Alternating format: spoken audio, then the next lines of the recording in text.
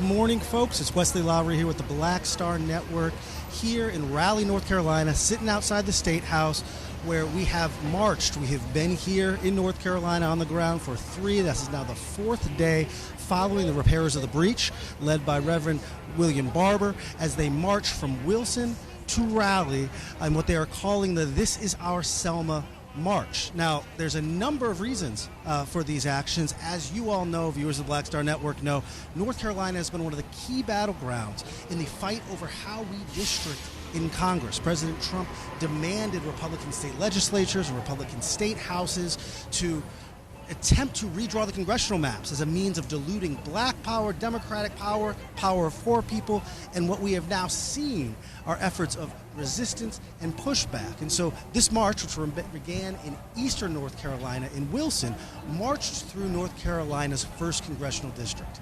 Now, that district, currently represented by Don Davis, longtime member of the CBC, was one of the districts here in North Carolina where we saw the legislature redraw the map to try to make it easier for Republicans to pick up a seat and for Donald Trump to control over the Republican House. But we're seeing leaders like William Barber, other members of clergy, civil rights leaders, campus groups stand up and say, no, not on our watch. We're not going to be doing that. And so we have marched since Wednesday with hundreds of people across the state, through rural areas, now into the state capitol, as a means of rallying support in what is the first week of early voting in North Carolina, in what will be a key state during a key midterm election to decide who controls Congress. Will there be a response to Donald Trump's first 2 years back in office? And what type of country do we want to be? As we've talked to folks, we've heard a number of reasons. We've heard about attacks on health care and social services. We've heard about the attacks on voting rights. These efforts to reduce representation among black people being a direct attack on the enfranchisement and the voting rights that people have worked on forever. Now we got, as you guys are going to hear, we're going to have mic checks going on behind us. We're going to have marchers coming up in front of us. And we are soon, in a few minutes, going to see hundreds of people coming up behind me into the stage in front of me, and there's going to be a big rally heading on up. And so, not sure how much of that you all can hear, but we're getting ready to get our logistics going. We've been here on the ground for a few days, and we are getting ready to watch this rally here at the State House in North Carolina. This is our Selma, forward together, forward, love forward march.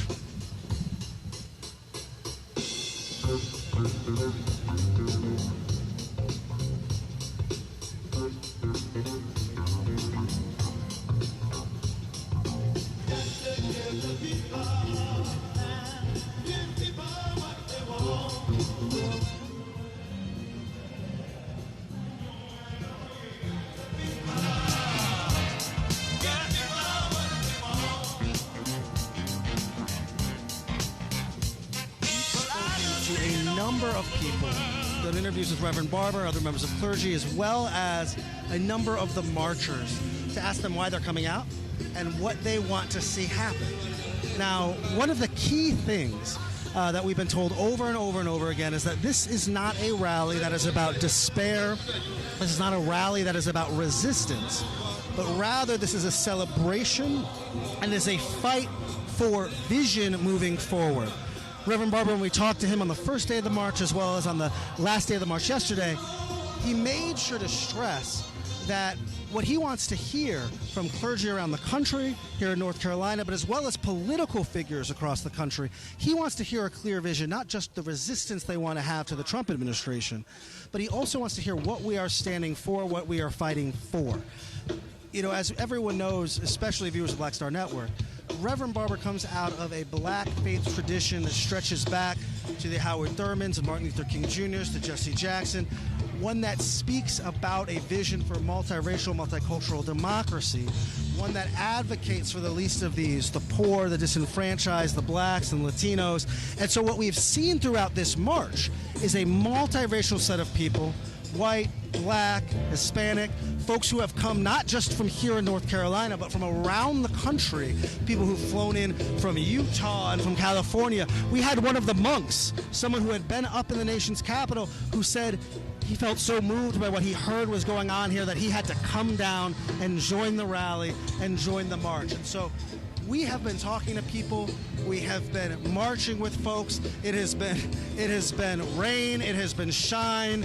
It has been cold. It has been nice. The sun has come out by the end of the day, and so we're imagining that the clouds are going to part by the time this rally gets going, and we're going to have some sunlight here.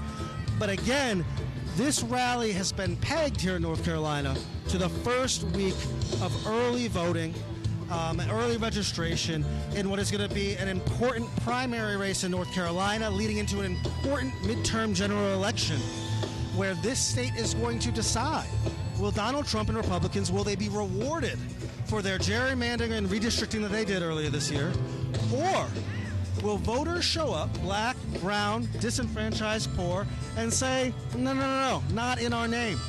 As Reverend Barber has noted, there were assumptions that went into how they redrew these maps. There were assumptions about how many people would show up and how many people would vote. And that if more black, brown, and poor voters who've stayed home in previous elections show up, it can foil those plans of the Republican legislature as well as President Donald Trump.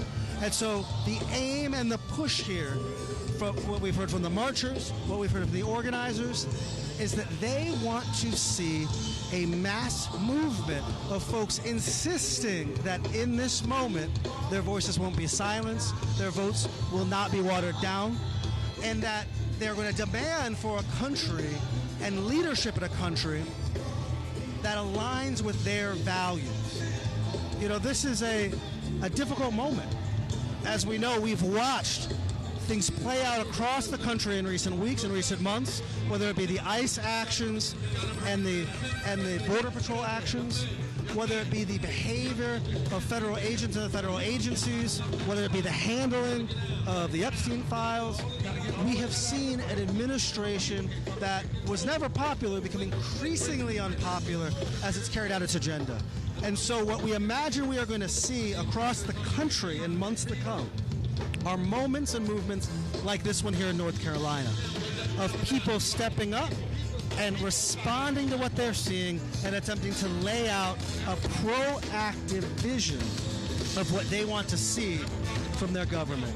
And so as you guys can see over my shoulder, we now have a few hundred people making their way up Fayetteville Street in North Carolina, right in the heart of downtown Raleigh. They're making their way to the State House, toward us.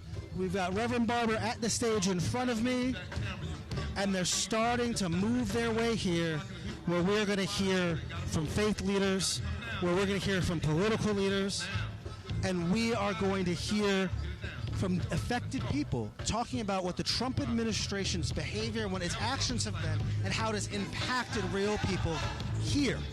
I don't know if you guys can hear it, but we've got a choir about 10 feet in front of me singing "This Is Our Selma."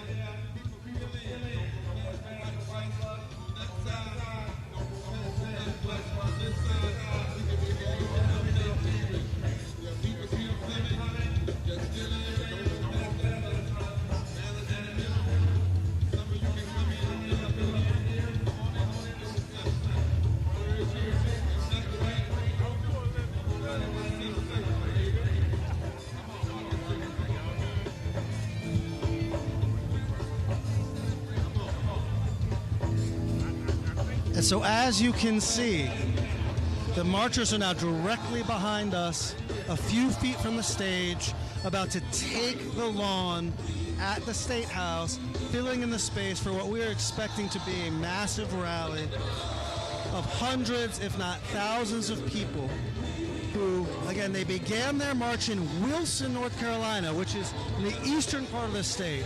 Poor, impoverished. This is not the Research Triangle. This is not Charlotte, where my family's from. These are areas of people who often do not get a lot of political rally and a lot of attention.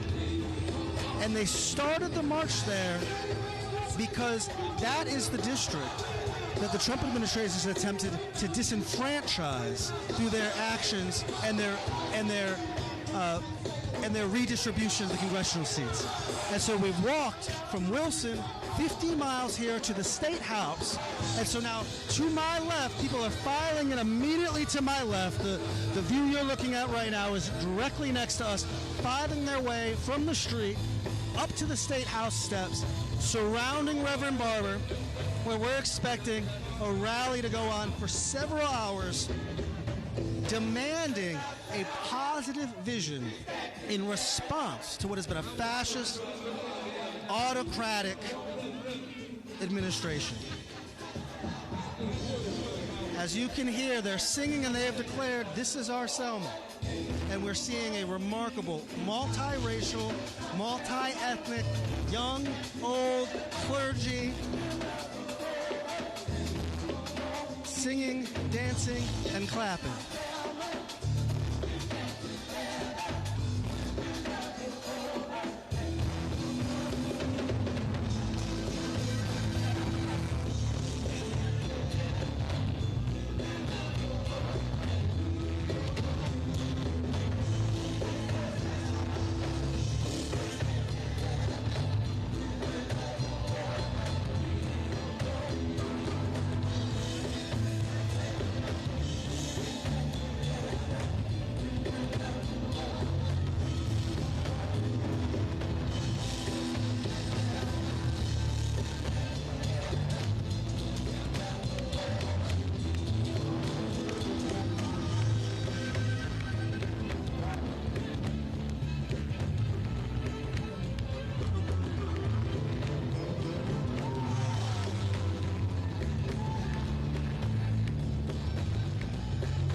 So as you guys can see, that crowd is still making its way, winding its way up Fayetteville Street through the heart of Raleigh towards the State House here in North Carolina.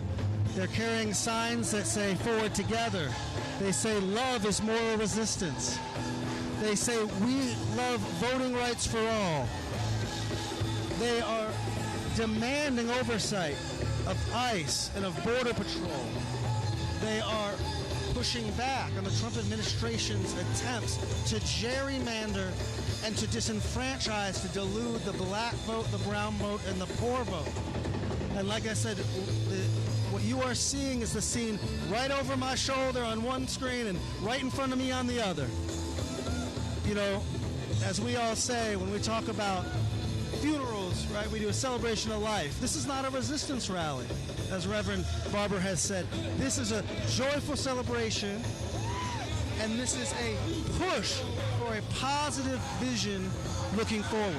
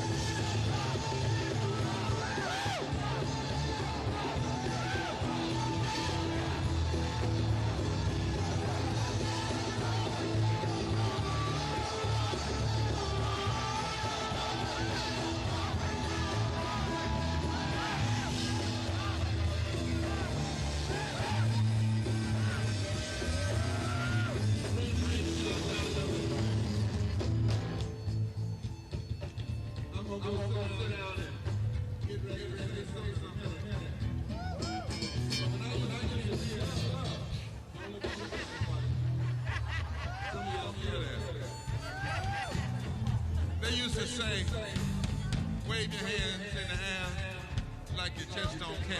But that ain't the kind of rally we had. This is a love for we do care. We're not the uncaring crowd. We're the caring crowd. We're the crowd that's gonna turn this thing around. We're the crowd that knows that love is greater than hate. So on the count of three, would you wave your banners in the where on the count of three like you really do care? 1, 2, somebody say 3. Wave your banners in the air just like you care. Forward, forward, forward, forward, forward.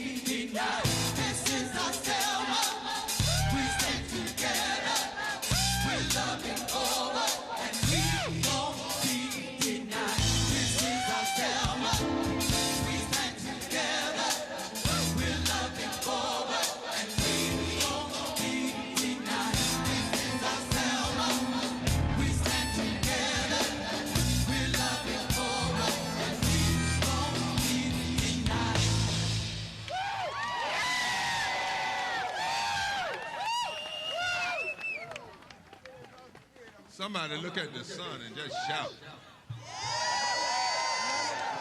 Love done brought the warmth out. So people are still coming. Look back there. God almighty. All the way down Fayetteville Street. You don't have to bunch up on Morgan. We got Robotrons and microphones and all the way down Fayetteville. So we want people to still come.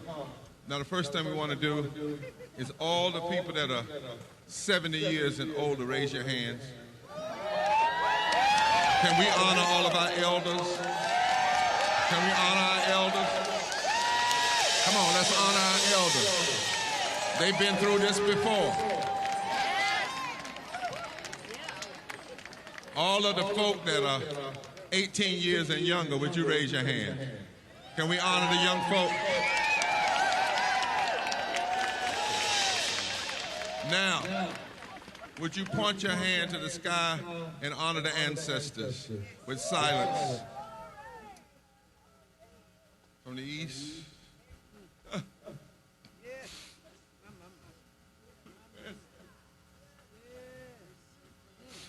To the north, to the south. We honor our ancestors who died. Our father, mothers. Thank you for fighting before we had our chance.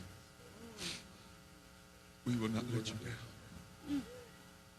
Amen. Amen. We want to remember, look at people to tell them this is nonviolence. If you want to cut up, go somewhere else. This is nonviolence. Now, we want to remember folk that have been shot. Is that right? Choir, and they have a powerful song they want to do before we start the rest of the program. They may have 2 more, but this one, remembering Alex, Sister Good, and all of the folk that have died that we don't even know about in ICE custody. We will not let them just be thrown away like garbage. For every one of them that dies, 10,000 of us will stand. Tell your neighbor that for every one that dies needlessly, whether it's dying from the lack of health care, dying from the lack of hospitals, dying because they were shot and lynched in the street by ICE agents, dying because they don't have basic necessity, water, diet, whatever. However they die, they will not die unremembered. We will carry the fight, am I right? For every one that dies, their death will be like a soil and seed of resurrection, and 10,000 of us will rise.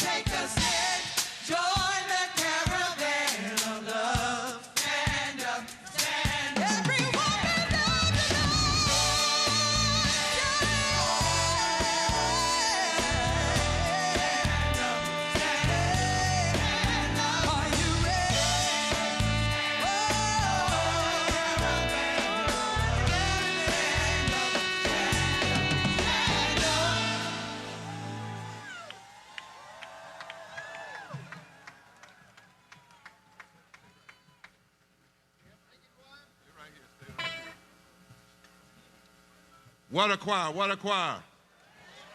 Well, actually, we call it theomusicology.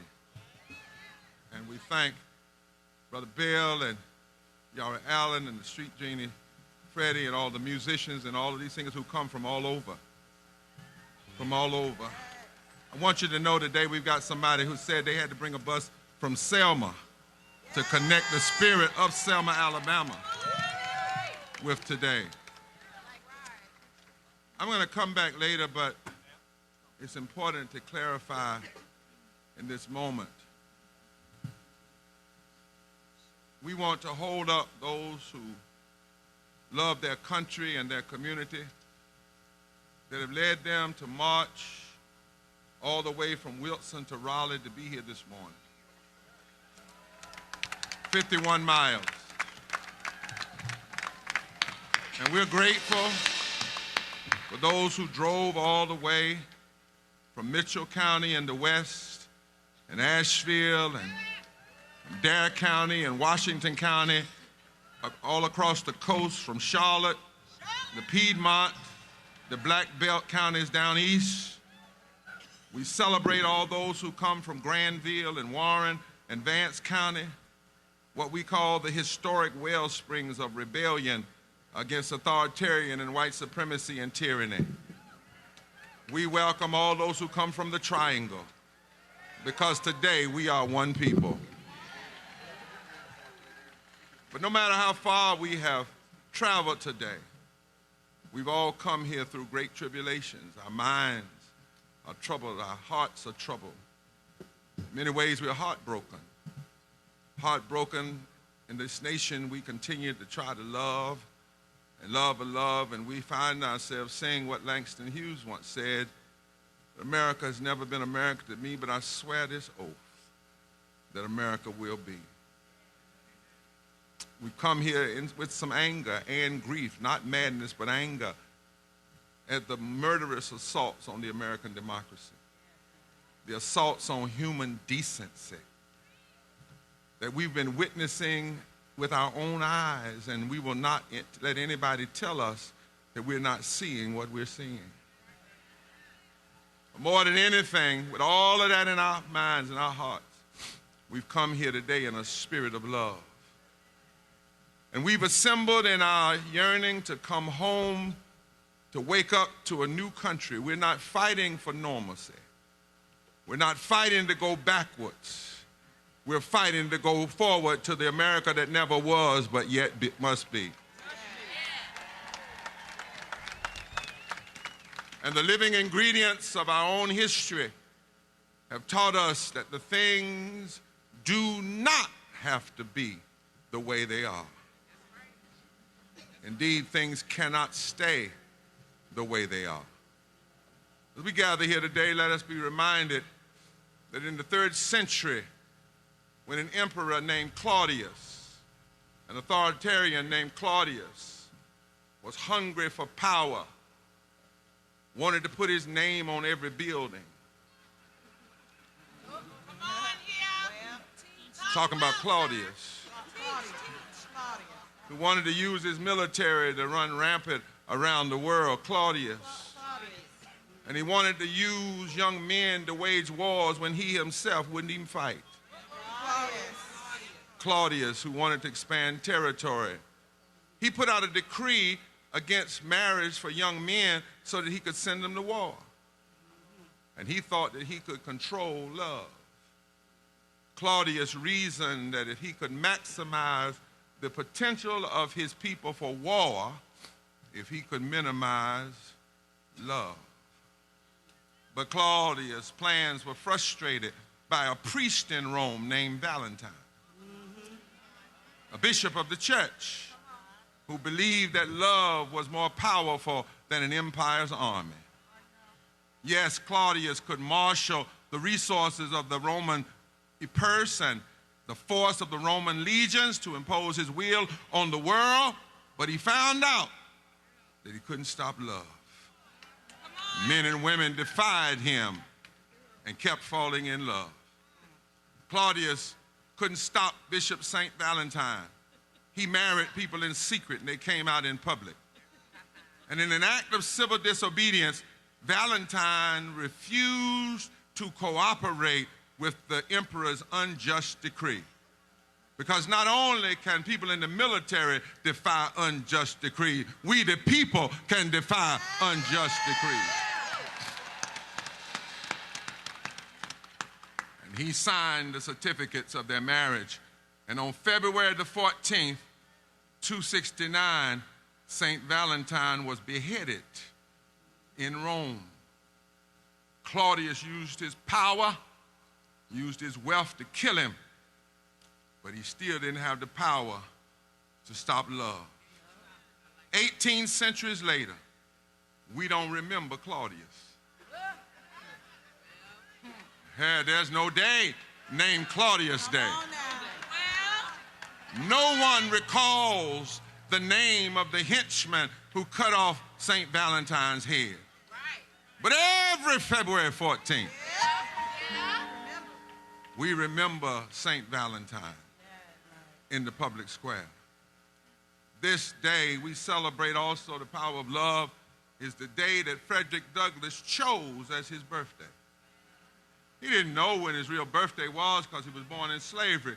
But he said, if I'm going to choose a birthday, I'm going to choose it, my brothers, on Love Day. And Douglass knew that the cold cruelty of American totalitarianism, he knew what it meant to be treated as property. He knew what it meant to be separated from his mother as a boy. He knew what it meant to be assaulted. But when things got bad, Frederick Douglass said this to the nation. He said, even though these things are happening, the time is now for us to intensify and embolden our agitation. He knew that people who claimed to own him didn't have the power to quench his mother's love. And so most of his life, he carried the memory of a sweet cake that his mother gave to him the last time he saw it. She made it in the shape of a heart. And he wrote with a rich, dark ring glazed upon the edge of it. She called Frederick her little Valentine. And that love kept him alive. That love gave him a heart for a country that dared to enslave him. My brothers and sisters, here we are today. And we live in a moment when the ruling authorities claim that might makes right. They claim that the Constitution doesn't constrain them. They're ignoring the separation of powers and defy the lawful orders of the courts and of the Congress. They've abdicated their moral responsibility to care for the poor by spreading lies about waste and fraud and abuse. They claim to do all these things. They call a bill a mega bill, a beautiful bill, when it is really a big, bad, deadly, ugly bill. Yes. There you go. They loose their forces to shoot people down in the street. But we've come here today to say that the love in our heart will not let us bow anymore. Yes. We cannot bow to their vision of power, and we will not. We are here to love forward together, and coming after me are people that are going to talk about why we love and what we must love and how we must love. Yes, their troops are in the street. Yes, their masked men are knocking on our doors. Yes, they are now talking more about nuclear power. But we are here to remind them that love has proven down through the history to be stronger than all of this. Yes. And so, my brothers and sisters, here we are today. Here we are today, and today, since Wednesday, we've been marching. We started in Wilson, in the old district, Toby Fitch, that they've gerrymandered to steal and rob a seat. We started the day before the day early voting began, and we're here today to declare that when we leave here, we're going back to our communities across this state, and we're going to take love and organize everybody we know. And we're going to say to them, it's time to voice your love and vote your love and stand in the vitality of your love, because we need love to be victorious one more time. And so if you love seeing people out of poverty, it's time for us to love forward together. If you love seeing people make a living wage, it's time for us to love forward together. If you love to see the establishment of justice rather than the establishment of injustice, it's time to love forward together. If you're tired of seeing 87 million people either underinsured or underinsured, and you want everybody to have health care, it's time to love forward together. If you would rather see a nation put more money in public education, training our children's minds, than putting money in bombs to kill our people's future, it's time to love together. If you want to see a nation that recognizes that power is not supposed to be used to hurt and to beat people, but power is supposed to be used to lift and help people, it's time to love together. If you would love to be in a nation that cares about everybody, that believe that empathy is a virtue that we all should have. That looking down on people should only happen when you're looking down to pick them up. It's time to love together on every street corner, on every step, down every tobacco road, through every cornfield, through every corner, through every road.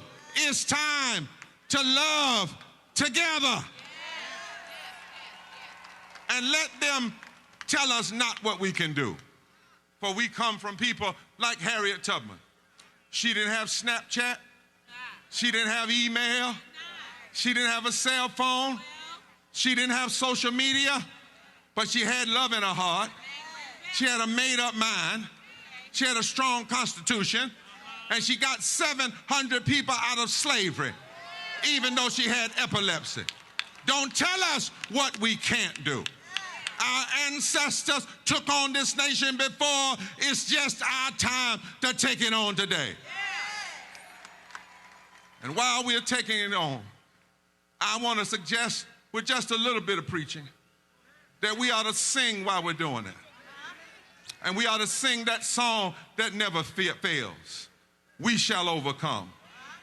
It was a song that came from the enslaved people's spirituals. It was a song that was sung in the labor movement. It's a song that was sung when Joan Baez sung it at the March on Washington. It was the song they taught at the Highlander Folk School up in Tennessee. It became the anthem of the civil rights movement. And the words teach us how we have to love. It says we, not I, but we. Look at your neighbor and say we. Black and white, we. Brown and indigenous, we. Asian and young and old, we. Gay and straight and trans, we. Baptist and Methodist and Christian and Jewish and Muslim and people who may not be of faith, but they believe in the moral arc of the universe. We shall. And it says shall, not maybe. In fact, you never change that word, we might overcome. No, it's we shall overcome. Why shall? Why shall? Why is it definite? Because in the Bible, in the Greek word, the overcome comes from the word nikos, which is that's like the word Nike, but it means to be victorious. Whenever you use the word overcome, it is a recognition that you will not overcome in your own strength. You will not overcome in your own power. You will not overcome in your own might. But if you do the Lord's work, you shall overcome. Oh, can I holler just a second? I don't care what they say. The Lord is my light, my salvation. Whom shall I fear? I don't care what they say. Who shall be against us if the Lord is for us? I don't care what they say. They that wait on the Lord shall renew their strength. They shall mount up on wings as eagles. They shall run and not get weary. They shall walk and not faint. Do I have a witness here? I don't care what they take from us. God shall supply every need that we have. The Lord is my shepherd. We shall not want. So I'm going to let the other folk talk now. But we shall vote like never before. We shall stand like never before. We shall overcome. We shall make it through this mess. We shall see a new day. We shall love forward. We shall overcome. We shall organize. We shall tell the truth. We shall see a new America. Do I have a witness? Yes, we shall. Yes, we shall. Yes, we shall. Yes, we shall. We shall overcome. We shall overcome.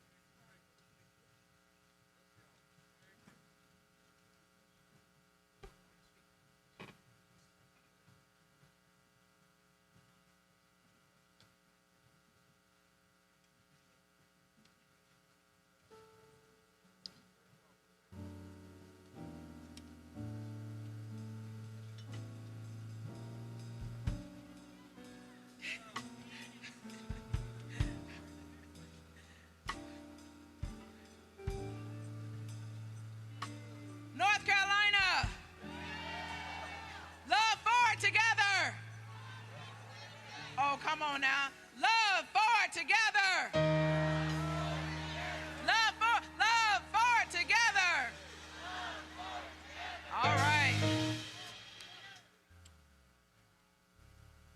I want us to begin with our North Carolina preamble, and then we will have our litany, and then we will have our setting.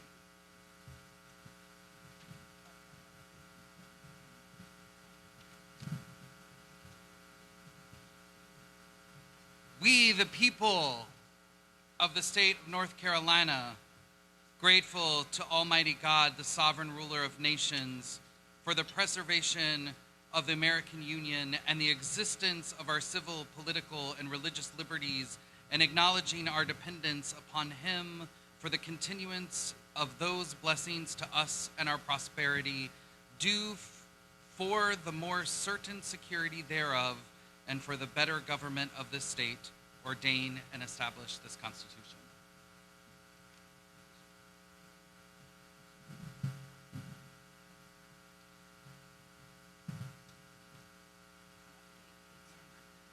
Come on, everybody. Love forward together. Not one step back. Love forward together. Not one step back. I am Bishop Sonia E. Williams, representing the Fellowship of Affirming Ministries under the visionary leadership of Bishop Yvette A. Flunder. And we stand here today because we believe in the power of love. We are loving forward in Raleigh to declare that democracy is not a museum piece. It's a living practice, and it must be protected by the people, not shrink-wrapped for the powerful, but gift-wrapped for the poor. It is love that rejects systems that draw crooked lines to silence the marginalized. And we are here because love is not dominance.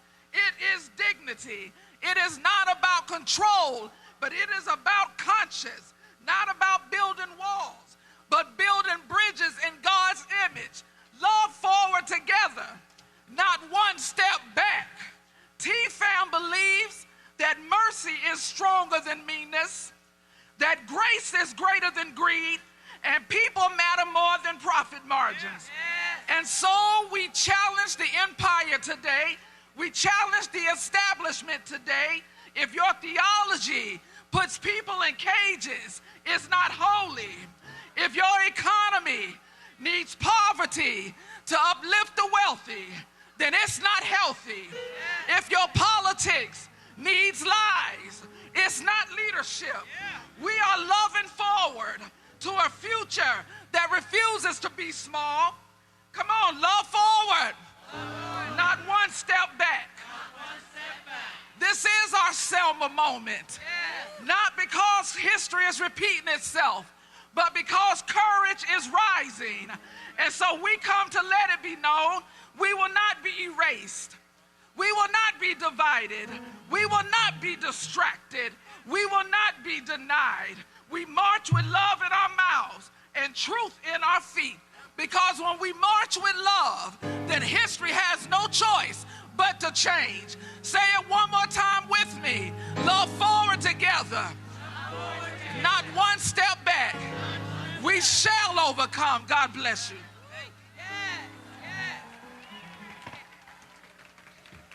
We gather today as neighbors and people of conscience.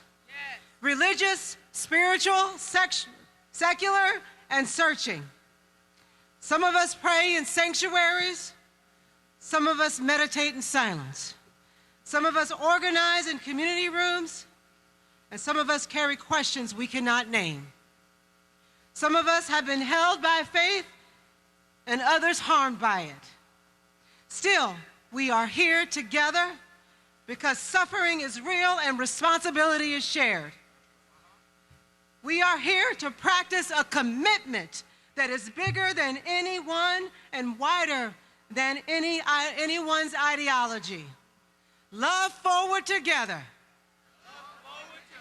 Not sentimental love, not convenient love, love with a backbone, love that shows up, tells the truth, and refuses to abandon people when the headlines change.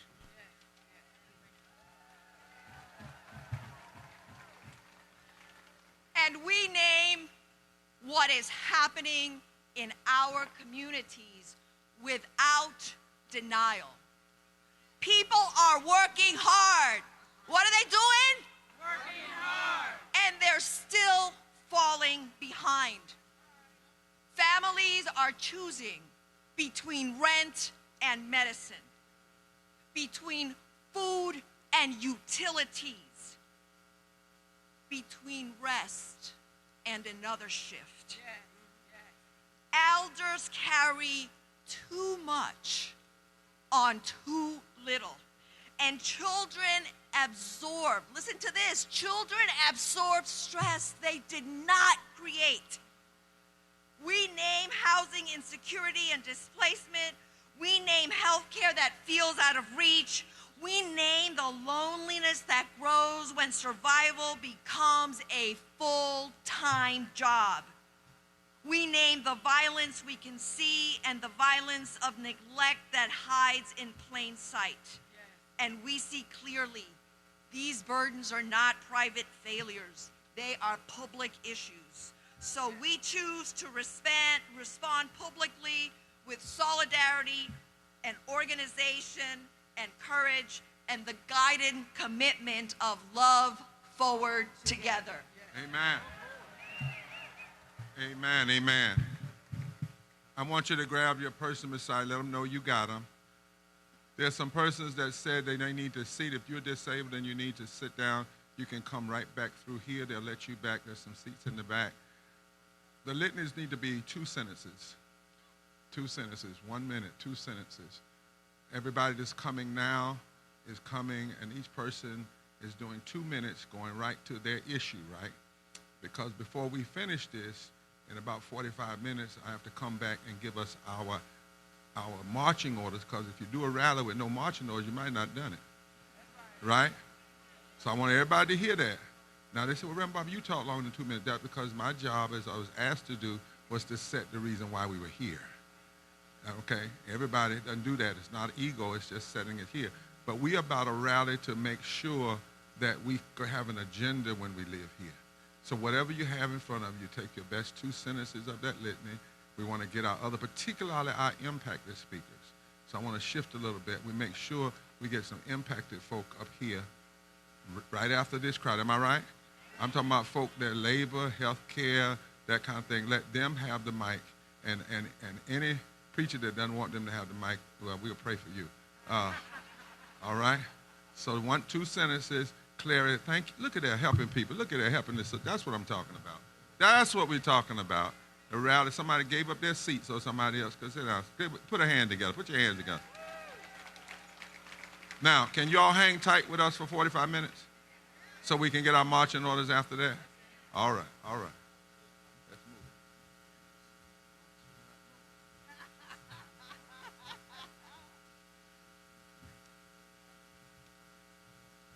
We affirm the full humanity of every person. No exception, no footnote. We affirm people across race and ethnicity, across languages, across gender, across sexuality, across ability and age, across citizenship and documentation. We love forward. And it means we will not fear, we will not let fear decide who belongs. We commit to an ethic deeper than party lines and louder than talking points. Truth matters, dignity matters, and the public good matters. We commit to justice that can be measured, safe and stable housing, accessible, affordable health care, living wages, and fair labor protections. Love forward together. We begin when the nation begins without party, without personality, without permission. We, the people of the United States, in order to form a more perfect union, not a perfect union, but a more perfect one.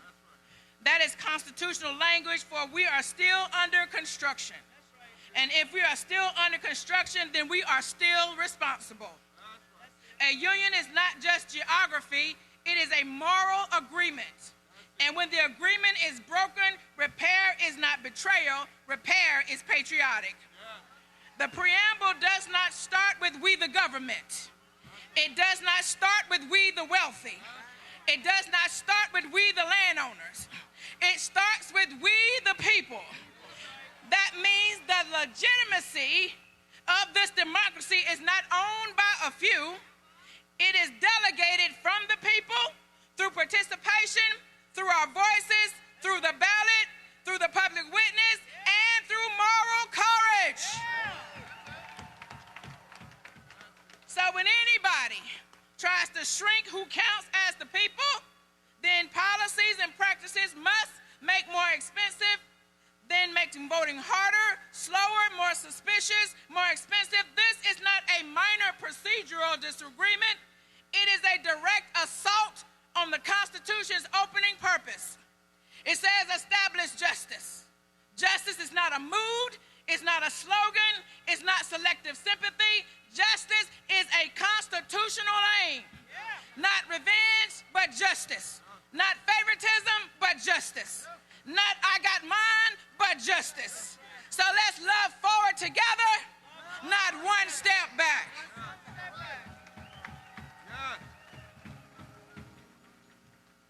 Put your hands together. Now we have coming now, there are 4 MCs that are working together. The Reverend Dr. Hannah Broom, let's give it up. Dr. Willem, where's Willem? Where's he? He's on. Dr. Nancy Petty and Reverend Dr. Della Owens Barber. They are our 4, if you will, MCs, and they have a special, what we call tying it all up. Y'all know tying it up? In other words, other people come, and then as clergy, they tie it up. That's what Hannah just did. She was tying it up. And we're live streaming all over the world right now. Everybody, pick up your banner so everybody can see it. Y'all turn, live stream, send this around. Yes, all over, all over. So they will come. They have a little bit extra, those 4 MCs, because they're tying it up. They're putting a bow on it. Because we're teaching now. You never have a mass rally just to have it. You have it to teach. Mass rally is about mass public education. Am I right? 06, brother. I'm right. Amen. Amen. Come on into the rest of it.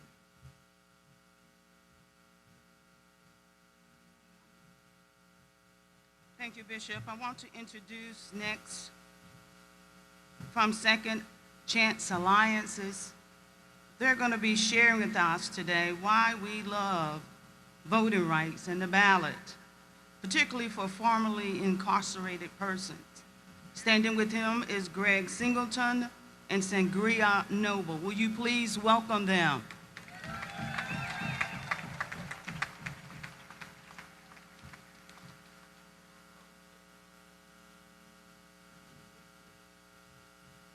My name is Greg Singleton, former federal inmate number 13928-056. This inmate number will mark me as a forever felon in the United States of America. This inmate number means I will never start at the same starting line as those who are not justice involved. This inmate number would identify me as a risk factor when it comes to my character, obtaining employment, renting an apartment, or being a soft target when blame is needed. This inmate number may alarm the police when my identification is run, causing them to handle me differently, even for a minor infraction, like not signaling before turning. This inmate number took away my right to vote, a right that many people of my race and other races died for.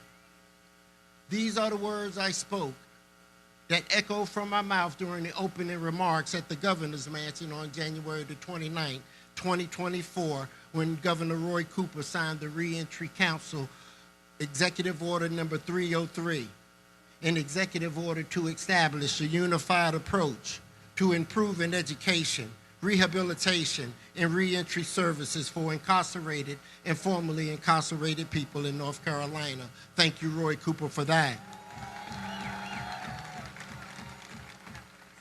These words are as important now as they ever were before. So yes, this is our Selma. Let's never forget our history, for when history is forgotten, it has a chance of repeating itself. Thank you.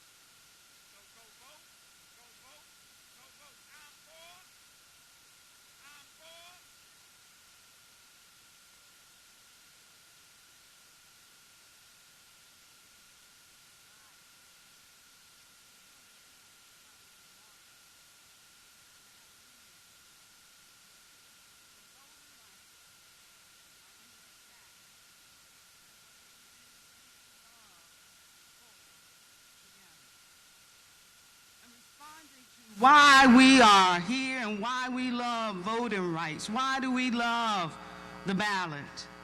It's through this process that we have power in our vote to elect the candidate that will best represent our interests and values. However, we have been robbed of the 1st Congressional District, intended to silence and dilute the power of the black belt communities. It was a strategic maneuver designed to help the GOP maintain control over the U.S. Congress in the upcoming 2026 midterm election. So we marched from Wilson here to Raleigh on these Capitol grounds to bother the system, to disrupt their plans. That is in this moment that we have decided that we are going to shine the light of love and mobilize voters from county to county, from precinct to precinct, from neighborhood to neighborhood, and get every infrequent voters to the polls to exercise our power and voting. And we must vote like never before.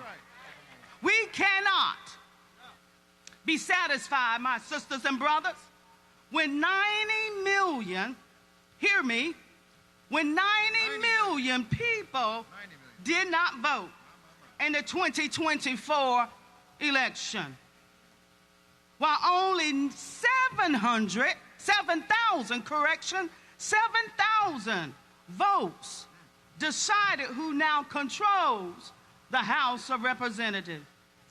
In the 1st Congressional District, the margin of victory for the presidential election was 1,100 votes, while 185,000 people did not vote.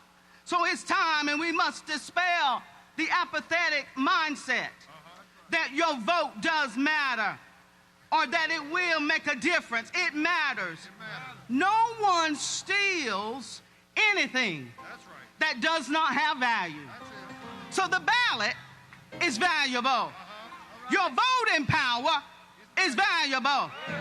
It is the value in every policy decision that is made that will impact your life.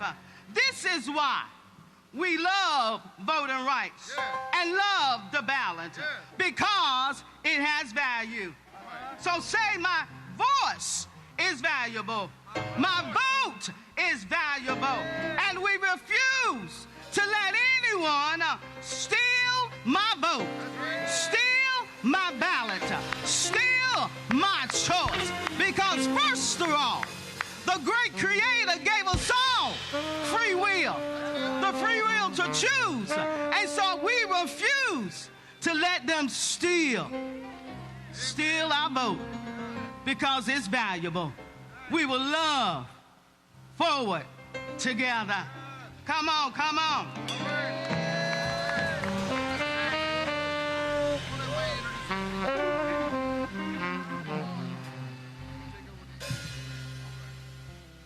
Thank you, Dr. Owens, Barber. Thank you. North Carolina, are we ready to vote? Are we ready to vote? How many believe that we all ought to have living wages? How many of you think everybody deserves a fair living wage?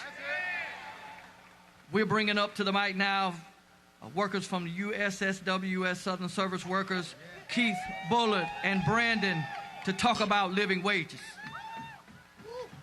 Oh, come on, service workers, make some noise. Oh, we can do a little better than that. If you love unions, make some noise. Oh, man, my name is Keith Bullard. I'm the Deputy Director for the Union of Southern Service Workers, and we are out here because we believe love shows up, showing up just like all of us are out here today. Am I right? We believe in real love that organizes, and we show real love by organizing in our communities, organizing on our jobs. Real love looks like when workers come together in a city like Durham under a campaign called Durham Rising to stand up to say that this city was built by workers and it should serve workers, not the corporations, not the CEOs or the hedge fund managers. We believe in organizing love by standing up with Waffle House workers who are making $3.19 an hour. We believe that real love pays livable wages to all workers, not tip wages, but real living wages. We believe real love is protecting workers so that workers can go to work and come home, not go to work one way and leave out on the stretcher because of unsafe working conditions. We believe that real love for workers in our communities is by standing up for the most vulnerable people in our communities, standing up for all workers, our immigrant brothers and sisters, our neighbors. Real love organizes, and that's why we are here today, because our strategy is exactly in our chant today, that love forward together. Am I right? Yeah. Let me hear y'all say love forward together. One more time, say love forward together. Love forward together. Now I need y'all to make some noise for one of our worker leaders, Brandon. Hey everybody, my name is Brandon Ruffin, and I'm a member of the Union of Southern Service Workers. A union built by and for low-wage workers across the South. I've worked retail most of my work career, never made more than $9 an hour. Nobody can survive on that. Many of us work full-time and are still poor, even though we keep this country running. We the ones that pack boxes, cook food, and clean buildings. Meanwhile, corporations and billionaires make record profits. Workers built this economy, but we're told to accept low pay, unsafe working conditions, and unpredictable schedules. That's not love, people. That is exploitation. This fight is also about who belongs. My immigrant brothers and sisters and family are being targeted the most right now. Most of them are being detained right now. They are not convicted felons, neither are they criminals. They are workers, they are parents and neighbors. When workers stand across race, immigration status, job titles, we shift power. That's real love in action. And we will win. That's right.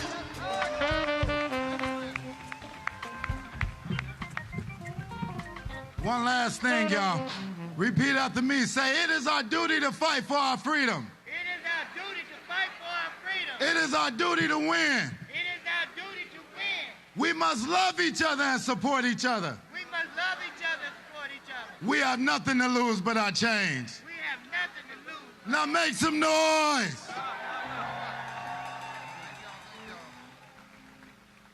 When we talk about fighting and loving justice for the poor, what we're really talking about is loving people.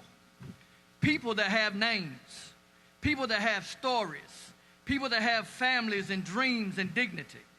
This is not a black or a white issue, left or right, red or blue, Democrat or Republican.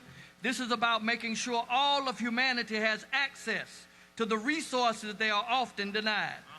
Throughout history, societies have been judged by how they treat the most vulnerable.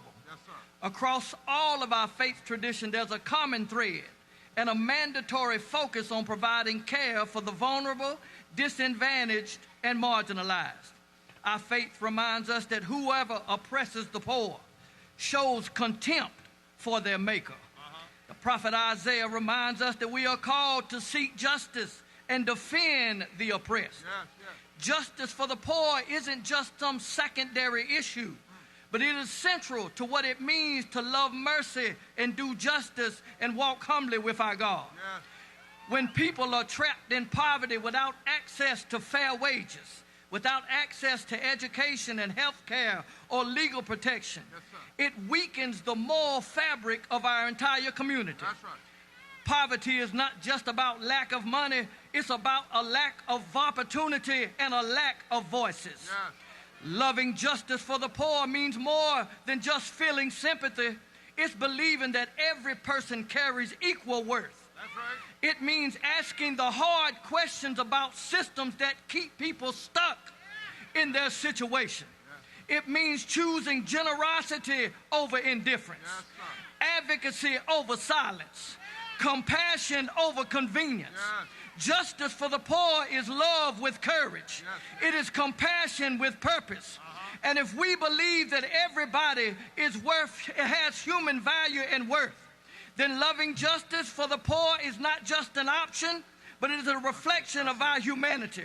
It is how we build a society where strength is used to lift up from the bottom. Lift up from the bottom, not measure success about how high and powerful rise, but how well the vulnerable stand. Let us love forward together. Let us love forward together. Yes, sir. Together. Say it again. Love forward together. We need 4 people that'll come and relieve. We need black, white, diversity, Asian, brown, that'll relieve the banners. 4 people that'll come quickly and relieve the banners. We take care of each other. Say, take care of each other. Take care of each other. Now, quickly, we got to do something. Come on, choir, come on, choir. There's a song that they're going to sing, and you'll understand it in a minute. We are not just here rallying just to say what we want. We are saying it because we're educating so we can fight for what we want. Did you know in the last election, the presidential election was decided in this state by 185,000 votes? Over 400,000 African Americans did not vote, and over 1.2 million poor and low-wage people did not vote. And the number one reason they said is nobody talks to us. Did you know when they stole that district down east, they based it on only a 45% turnout? If 50% of the people turn out, the gerrymandering can become dummymandering. So there comes a time you have to focus not on what they have done, but what we are going to do. We have power. We have power. So we're not here talking about Democrats, Republicans, or independents. We're talking about the power that we have. And we're saying to politicians, don't just come tell us what you're against. Tell us what you're for. What are you loving forward for? So for 262 days, we're going to be calling on people with repairs of the breach and others to split up into teams, go county by county, precinct by precinct, to talk to the people nobody talks to. Is that all right? We're going to ask you from wherever you are to sign up to spend a weekend down east in the 30 counties down east. We're going to ask you to sign up for a phone bank, sign up for a text bank. because love will go to work. Love will not just say, I love you. I have a grandmama, she's gone on to heaven now. One day I came home and I said, Grandmama, I love you. She said, if you do, go pick up that hoe and chop my garden. You don't have to kiss me. Go chop my garden. You don't have to hug me, chop my garden. In other words, put some work in. Touch 3 people and say, it's time to put some work in. How many of you are tired of meanness winning by default? They're not winning because they're winning because we're not turning out.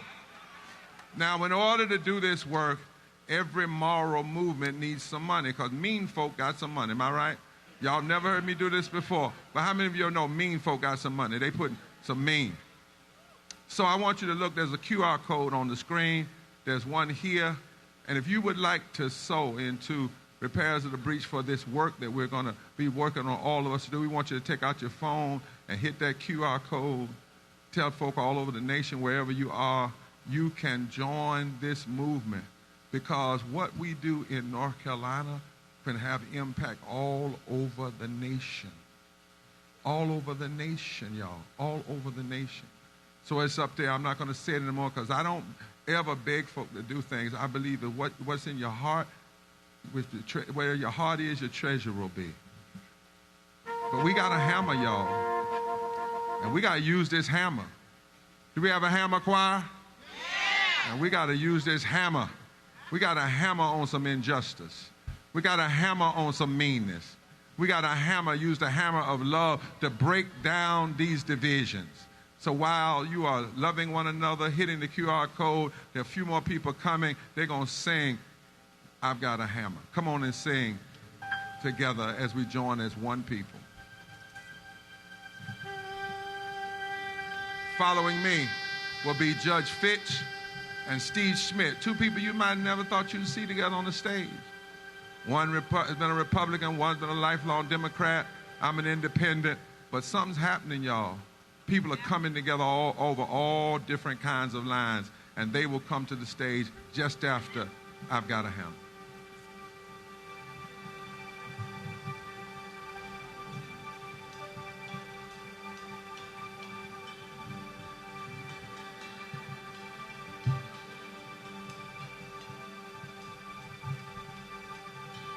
Love between my brothers and my sisters. Oh, oh, yeah. Yeah. Oh, yeah. Let me tell you, if I had a hammer, I'd hammer in the morning, I'd hammer in the evening, all over the land. I'd hammer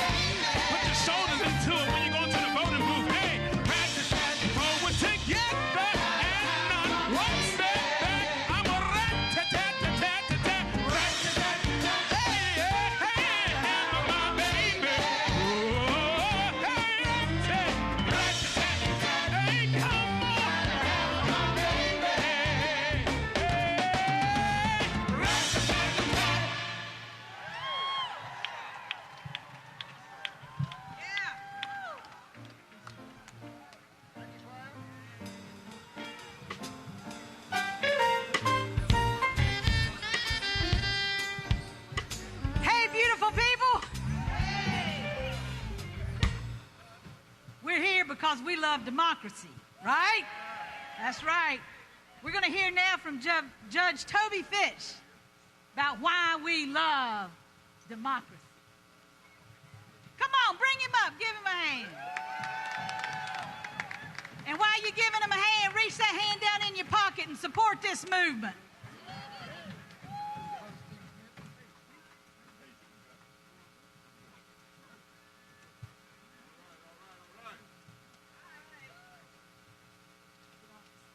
Good afternoon. Isn't this a lovely day? I want my freedom and I want it all day. Right now. Not tomorrow. Right today. I'm glad to have been asked to have coordinated down in the Wilson area this. There goes my note. You know, it's a shame. I just celebrated 50 years as a lawyer. And so if my papers roll away, I don't know what to say. You know, behold how good and how pleasant it is for brethren to dwell together in unity. And that's what we're doing right now. We are gathering together in unity. We're talking about the 13th, the 14th, and the 15th amendments to the Constitution. That precious instrument that we all love, that every day is attempted to be withered away from us. You know, the 13th Amendment abolished slavery. Love says you are not property. The 14th Amendment guarantees citizenship. Love says you, me, and all of us matter and we belong. The 15th Amendment protects the right to vote. Love says your voice does matter and you will be heard, but we need to do what we need to do, and that is turn out like we have never turned out before. It's always good to watch the television and to watch the vote come in South Africa. I try to look at Steve Biko and those. Every weekend I can watch the television. And why is that important? It is important because people stayed in line, got in line all day, all week long to be able to cast that most precious thing called vote. So that's what we are beginning to do now, because what? The voting period has now opened. Let's go as never before. They tried to change and chain our bodies. Well, we broke that chain. They tried to deny our humility. But that also has changed. They declared that we do belong. Now that we do belong, what are they going to do with us? They're going to do exactly what that document says. We,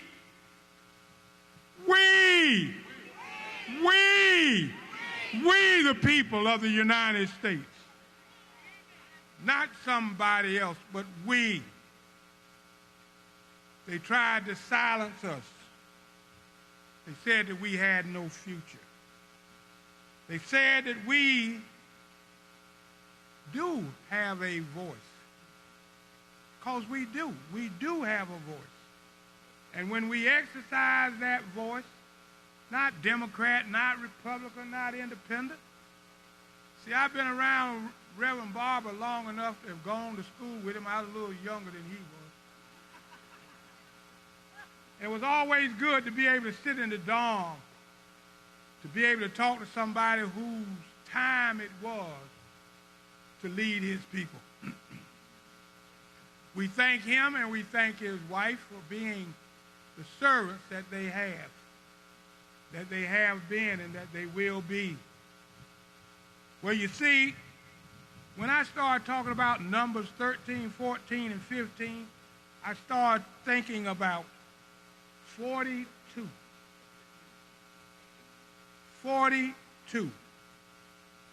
I think about 42 because we are witnesses.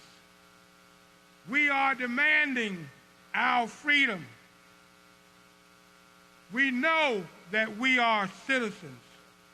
And when you add all of that together, what you have is power. Power. Power. Power to determine what your destiny is, not what somebody says it shall be. God bless you all. Let's turn out like never before and let victory roll down like water.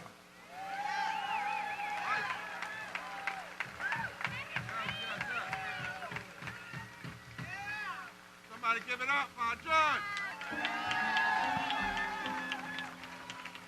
And you should know that in 1968, this man and others walked from Raleigh to Wilson to change the directory of politics in this state.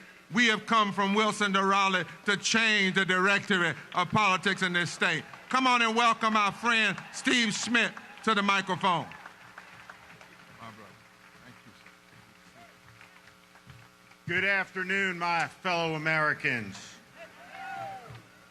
250 years ago, the world was remade when the greatest idea in all of history was put to paper by the hand of man. An incomplete idea that 250 years later, down the river of the long American story, we find ourselves standing here together today to reaffirm it, that all men are created equal and endowed by their Creator with certain inalienable rights, among them life, liberty, and the pursuit of happiness. And we do not come today to negotiate or to plead for our rights, because they do not come from Donald Trump and Kristi Noem and Pam Bondi. They come from a higher power. And we are not here to negotiate the freedom of speech and the freedom of assembly and the freedom of religion.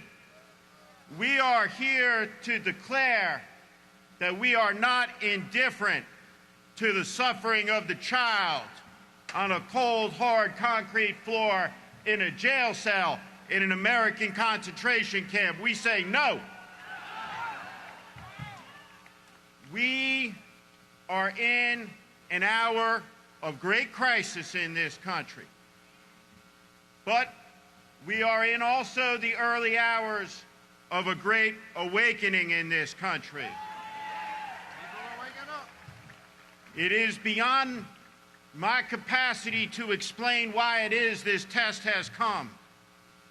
But we all know that there is a dark night ahead before the dawn will break, and this is not new. 250 years ago, after those words rang out a declaration of independence that we would not live under a king, the revolution was all but lost. Faith had evaporated in the cause, and words were put to paper by a young man, 26 years of age, an immigrant. And he said something that holds true to this hour, 250 years later. He said in that desperate moment in December of 1776, "These are the times that try men's souls. The summer soldier and the sunshine patriot will in this crisis shrink from the service of their country. But he that stands by it now deserves the love and thanks of man and woman. Tyranny, like hell, is not easily conquered. Yet we have this consolation with us, that the harder the conflict, the more glorious the triumph. What we obtain too cheap, we esteem too lightly. It is dearness only that gives everything its value. heaven knows how to put a proper price upon its goods. And it would be strange indeed if so celestial an article as freedom should not be highly rated. Today, we stand in defiance. Today, we stand up as Americans. We stand up as brothers and sisters against the wrong in the name of the right. Our freedom will not go gently into that good night. Yes, yes. Thank you. Yes, sir. Will not go gently. Somebody say, will not go gently. Now, I know sometimes my folk get a little aggravated, but I want to do this. Katrina, come here. And I want that lift to go up and get Sloan up here. We have a rule at Repairers. We don't ever put folk in front of the impacted. And each person that you had impacted, people formerly incarcerated, voting rights. We've got our voting rights lawyers coming, some preachers coming. But this sister here, who fights every day, is a powerful spoken word artist, and she heard something and she's going to put it together. And then I want to bring Sloan and his friend here. You will understand that when you see them, they even were arrested in the rotunda, standing for freedom. When you see Sloan in them, there won't be much else to say. Our goal is at 12:15. We're going to go to work. We're going to leave this place. I want everybody to be mindful of that. But I want this sister speak out of her heart, Sloan to come. Then the others that are here will come in brief order, quick order. And then the last song we're going to sing together is called Solidarity. Because that's what it's going to take. Solidarity, Joyce. Katrina, the Spirit put something on your heart. Let it out.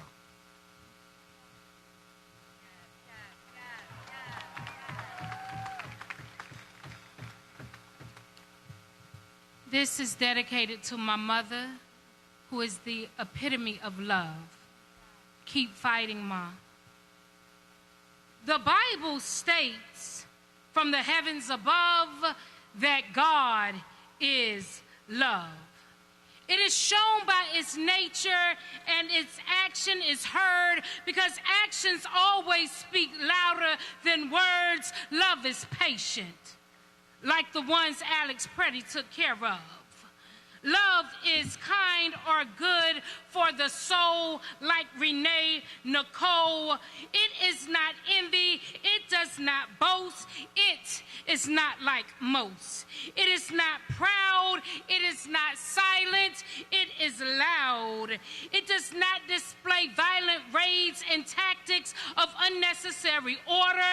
It does not dishonor others like Keith Porter. It is not self-seeking. It is not easily angered. It does not record of wrongs. It does not point fingers. Love does not delight in evil, but rejoices with truth. It protects, trusts, hopes, and endures each of you.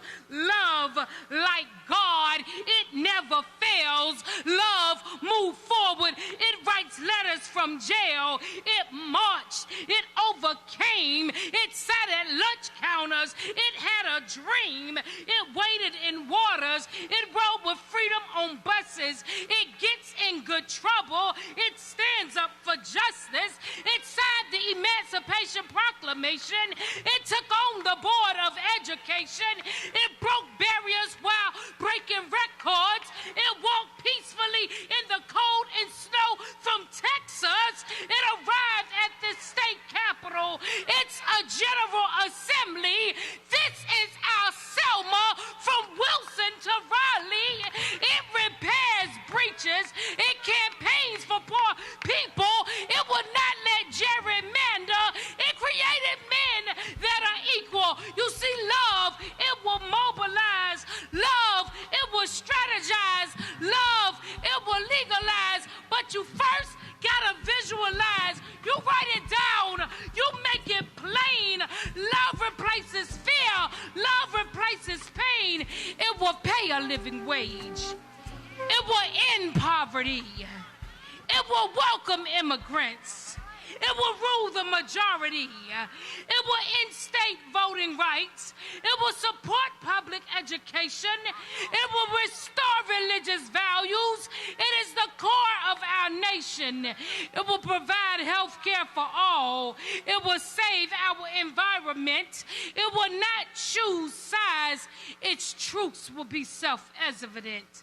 It will melt away ice, hearts that are frozen and cold. You gotta know this isn't of love. You gotta let that hate go. Ice out, love in, because then and only then will love win. Just follow the sun. Look to the skies above. These three remain faith, hope, but the greatest, and I do mean the greatest of these is love.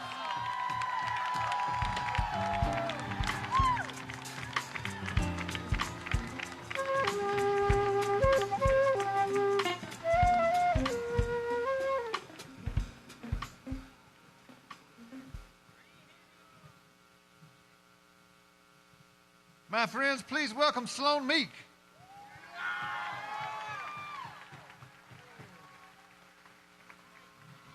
And coming with him is Savia Carroll.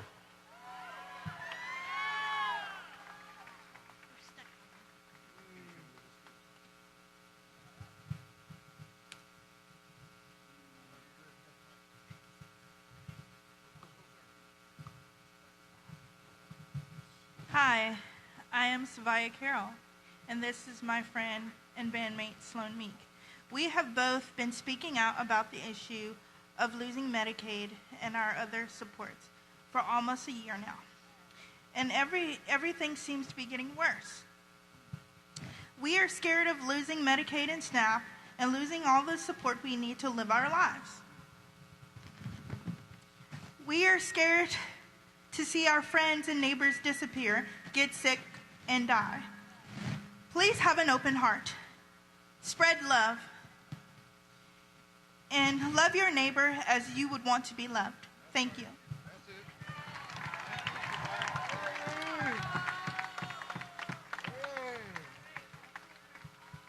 Name, luncheon, Raleigh.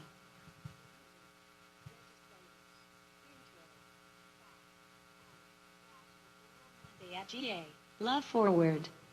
The cruel and deadly policies by people in our state and federal government are making us feel very tired. We are so tired of being scared for our lives. We are tired of being treated as disposable. We are tired of our rights, our medical care, and our supports being taken away, and being told if we ask for help, we are abusing and taking advantage of the system. We are tired of constant death threats. We all have to promise to fight for our voting rights, so we can love our neighbors. So we can vote to take care of all the people who are scared and tired right now. We have to vote for love.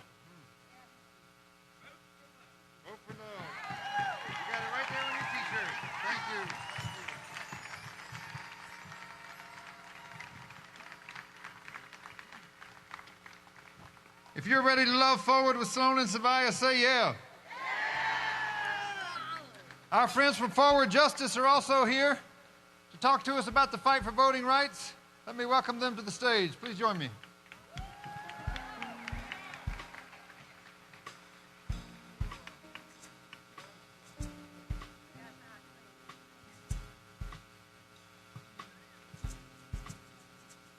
Greetings, everybody. Thank you all for being here today. My name is Ashley Mitchell, and I stand before you not just as a staff attorney at Forward Justice or a civil rights attorney, but as a proud North Carolinian from the eastern part of the state who refuses to stay silent while our democracy is under attack. I am a resident of CD1, where the racist gerrymandering maps were recently passed, and this fight directly impacts me, my family, my church family, and my community at large. In Congressional District 1 and Congressional District 3, new redistricting maps have surgically stripped away black and brown voting strength. Lines have been drawn with precision to weaken the impact of diverse communities and to make it harder for our votes to truly count. This is modern day gerrymandering with Jim Crow's handwriting all over it. And let's not forget our college campuses. The removal and restriction of voting sites on campuses such as Elizabeth City State University, which hits home to me, and North Carolina A&T State University is a direct attack on young, black, brown, and first-time voters, the very people who represent the future of this state. We demand that legislators and election officials reverse these harmful changes.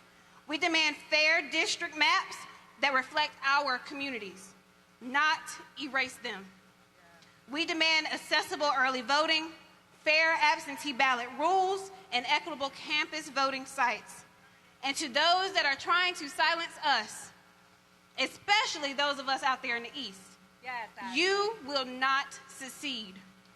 We are organized, we are informed, and we are powerful. Thank you. Ooh, thank you, Ashley. My name is Kat Robles. I am Voting Rights Counsel at Forward Justice. We are here because we love voting rights for all, not just the rich or the privileged, but for all. As Ashley already told you, entrenched groups have long tried to keep the vote out of the hands of the less powerful, and this is the cycle we have seen over and over again in North Carolina. Each time black and brown voters gain power, gain access to the franchise, there is a backlash and an attempt to cut back on those rights. And I'm here to tell you that if your vote didn't matter, they wouldn't be trying so hard to suppress it. And we need to remember our power. Despite all of the efforts to suppress the vote, let's talk about the amazing things that we have won. Ashley just talked about Eastern North Carolina. They already tried to take that district away in 2022 and in 2024. And did it work? No. They already said they took that district away. They gerrymandered it out, but the people came out. They voted for someone who represented their interests.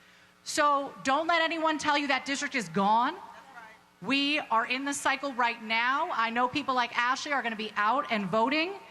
We also saw an attempt to steal a Supreme Court space in the last election.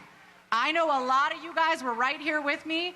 In 2024, we saw someone trying to change the rules of the election after it was already decided, to retroactively toss out votes. But the people responded.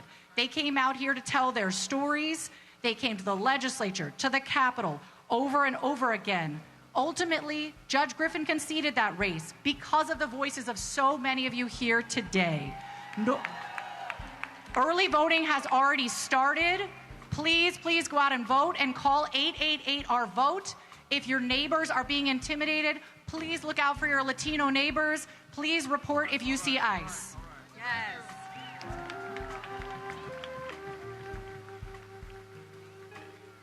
Forward together.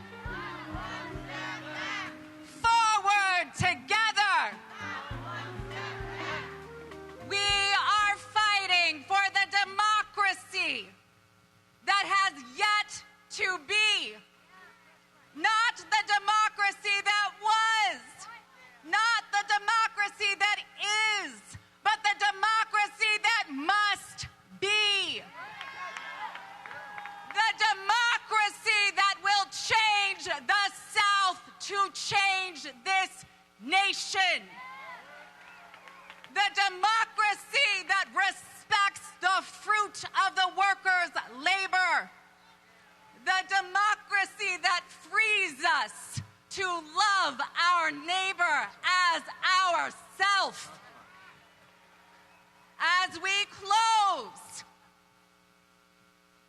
we are here to say we are not done fighting in North Carolina.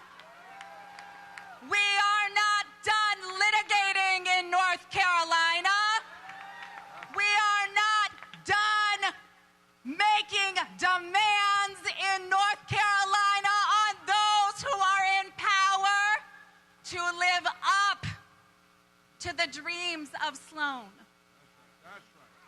to live up to the dreams of our babies. We know another world is possible because there has always been another America, and we are among those who are going to bring it into being. Bishop Barber asked us to come today to say to you all, the fight is not over in the racial gerrymander in this state. The fight is not over in 2026. We will be continuing to fight in the courts, and we will stand with you until the other America is here. Yeah. Come on, give it up for our lawyers. I want y'all to hear that. We're exploring right in that way new ways of litigating. I see Al McShirley, her daddy raising his fist. Touch your neighbor and say, we are not finished fighting. We fight in the courts. We fight in the streets. We fight in the ballot box. We fight with our prayers. We fight it with our love. But we will fight. Every day. All day. Every day. All day. There was a group that came in the moment we said we wanted to rally, love forward. They called and said, we're in, indivisible. Indivisible. They've asked if repairs of the breach would join them on the main stage on the 28th, I believe, coming up. We've been there 3 times, but we want indivisible to have a word right now. And after they come, before we get to our last few groups, you know, Jonathan, come over here, Jonathan. Jonathan, we had a little strange thing that happened to us. Somebody sent us a Valentine. I said, what in the world? But we said we're not going to keep it up. We're not going to keep it to ourselves. After Sister Karen comes, we got a Valentine all the way from Texas for you. Willie Nelson. Willie Nelson said, I can't be there with you, but I can send a song for you. He said, I'm going to send a Valentine to all the people that are walking and loving forward together. And he said next time if he can come, he'll come. But he sent us a special song for this special day. And then we'll close out. And then the last song will be Solidarity when we give our final marching note. But before that, Indivisible. Let's welcome. You are so beautiful. You are so beautiful. How many of you are connected to the work of Indivisible? There's thousands of groups all over the country. We have hundreds of groups here in North Carolina. I'm telling you, 9 years ago, when Trump was first elected, we were so depressed. We were so depressed. And so what did we do? We knew what to do because we'd been part of Moral Mondays with Bishop Barber. He had shown us what to do. So we kept meeting together. We kept studying. We kept learning. And every time we came together, we felt better. No matter what was happening, our hearts were breaking. But when we came together and felt each other's energy like we're feeling it today, we felt better and we felt stronger and we got stronger. And that's what's happening. And just like we took all our cues from what we learned from Bishop Barber and Moral Mondays, I want to just give a shout out to Minneapolis. Because those people showed us what to do now. We organize our neighbors. Yes, we protest. We also do mutual aid. And so here in North Carolina, we're organizing to stop the camps, to stop the detention camps, to stop ICE, to stop the voter suppression that is happening right now in the General Assembly and the North Carolina Board of Elections. We're going to stop it. We're going to block it. We're going to do some good trouble. Join us. Thank you, Karen. Thank you, Indivisible. Bishop, come wrap this section before we open our Valentine. Amen. Never thought I'd get an opportunity to open for Willie Nelson. My name is Bishop W. Darren Moore, and this is my colleague, Bishop Darren Mitchell. We're bishops of the African Methodist Episcopal Zion Church. Zion Strong, the Freedom Church, Harriet Tubman, Sojourner Truth, Frederick Douglass, Coretta Scott King, James Walker Hood stood in Raleigh in 1865, a bishop in the AME Zion Church, and demanded voting rights in North Carolina. Here we are 161 years later and declaring we refuse to go back through gerrymandering. Will you cheer those who are around you? Because they dare to show up for justice. They dare to show up for equality. Because when you show up, if you show up in Minneapolis, ice melts. If you show up in Selma, racism is confronted. If you show up in Birmingham, desegregation melts. I've come to tell you, we're showing up and we refuse to quit. So on this day, march together, walk together, children. Don't you get weary. There's a great camp meeting in the promised land.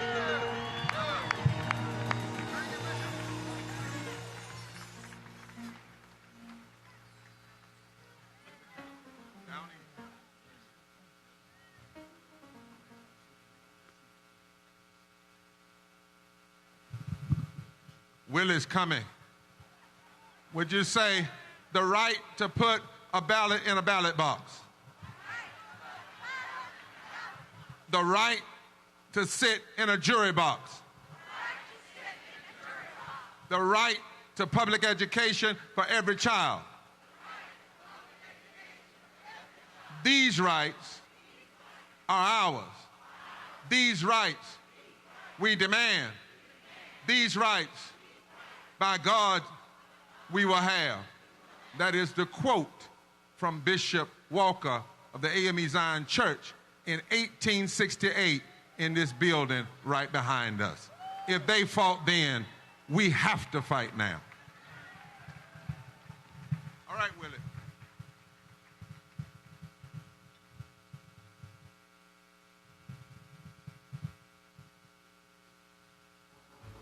There he is.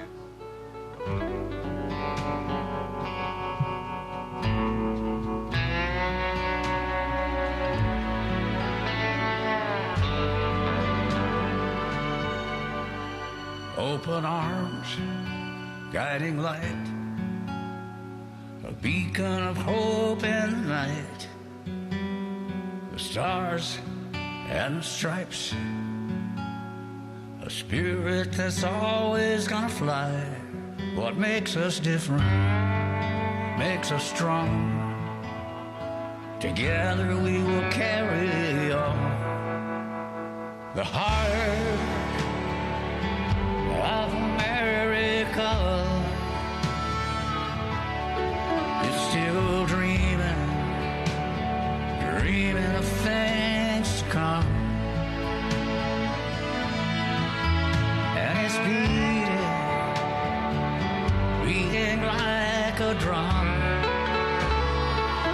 Oh, the heart of America.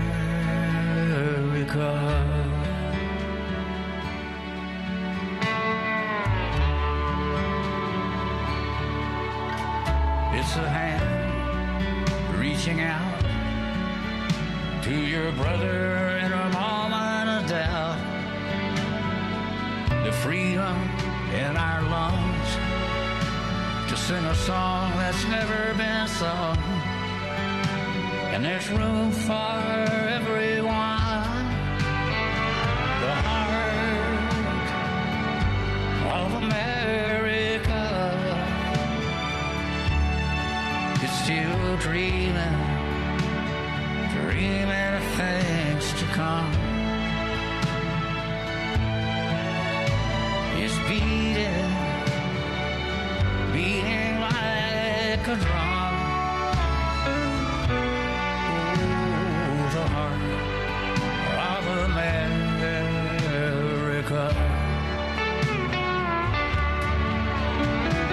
We've seen it bleed, we've seen it break. When you think it's had all that it can take, it rings out good and loud like the Liberty Bell. the heart of America is still dreaming of things to come. And it's beating like a drum. Oh, heart of America. Oh, the heart of America.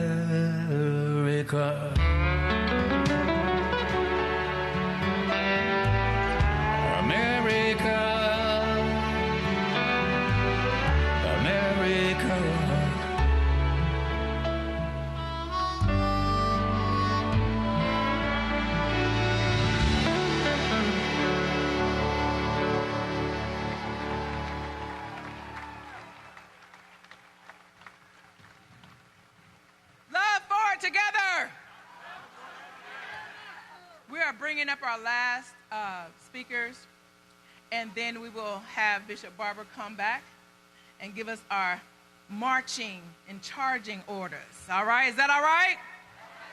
Let me hear you. Love forward together.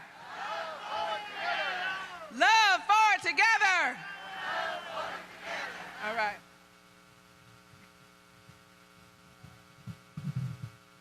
Hello, North Carolina. Hello, America. Many years ago, Martin Luther King said that all human beings are tied together in a single garment of destiny, that we are caught up in an inescapable network of mutuality. And this means that we are not each isolated individuals locked up in our own personal identity, but we are all interdependent, interconnected, interpenetrating. And what follows from this is that our ethical obligation is the obligation of love. And what love means in practice is that we should affirm one another, recognize our intrinsic dignity, that we should support one another, uplift one another, and fulfill our common destiny. And our common destiny must be motivated by love, driving us towards justice for all, equality of rights for all, to push for education for all, a sound economy that supports everybody in this country, and that we should become a nation not committed to aggression, to isolation, and a pursuit of our own selfish concerns, but we should be a nation of boundless generosity, supporting and uplifting all human beings throughout this world. Thank you very much.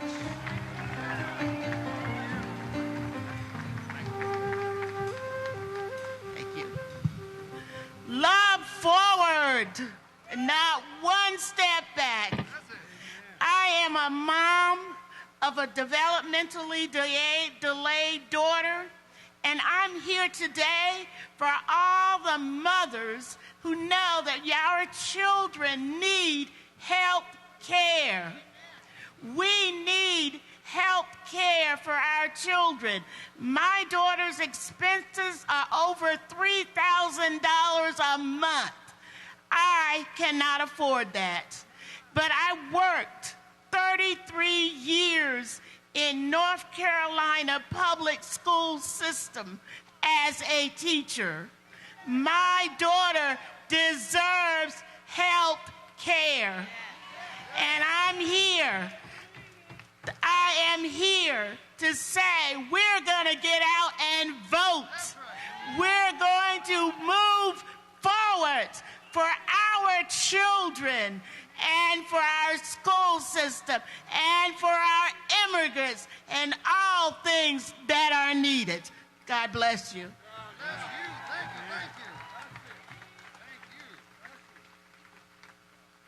Hello, North Carolina. Nothing could be finer than this gathering today. Amen. I bring you greetings from the North Carolina Council of Churches because we stand with you today.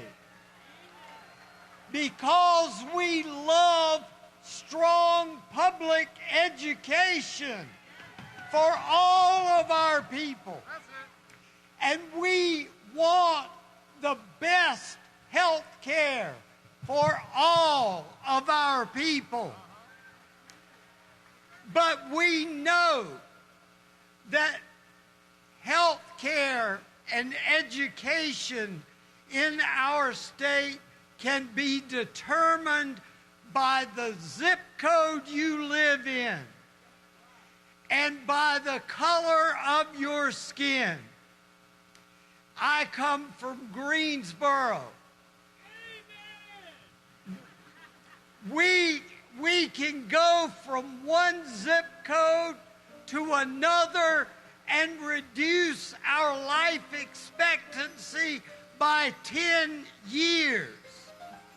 We cannot be the communities we want to be.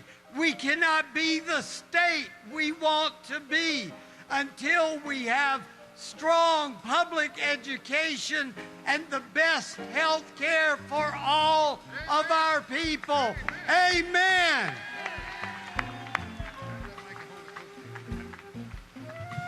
Good afternoon, Movement family. I'm David Neal, and I'm here to talk about a livable climate. And I want to thank the monk Bhante for reminding us of the words of Dr. Martin Luther King Jr., written 60 years ago from a Birmingham jail cell. They remain true today when it comes to the fight for a livable climate and environmental justice. The coal that Duke Energy burns in Stokes County, the methane gas fired up in Goldsboro, dumps carbon into the atmosphere, accelerating a warming climate. In a real sense, we've all been made guinea pigs by the fossil fuel corporations in an uncontrolled experiment at a global scale. Their carbon pollution makes droughts more extreme, leading to uncontrollable wildfires. Their carbon pollution fuels superstorms, bringing biblical floods. Their carbon pollution brings sea level rise, putting homes and farmland at risk. We are indeed caught in a single garment of destiny when it comes to our shared climate. Now, as things stand today, Duke and other polluters don't pay for the harms of their carbon pollution, yet we are asked to pay ever higher utility bills and provide higher shareholder returns, even as its corporate parent rakes in record profits of up to $5 billion and slows progress towards decarbonization. We surely can do better. We have the tools we need to make an affordable, clean grid. Solar, wind, battery storage have proven to be cost-effective. It can be done. It must be done. With solar and batteries, we can now make and store electricity wherever the sun shines. We can own our power. Thank you. Thank you. Thank you.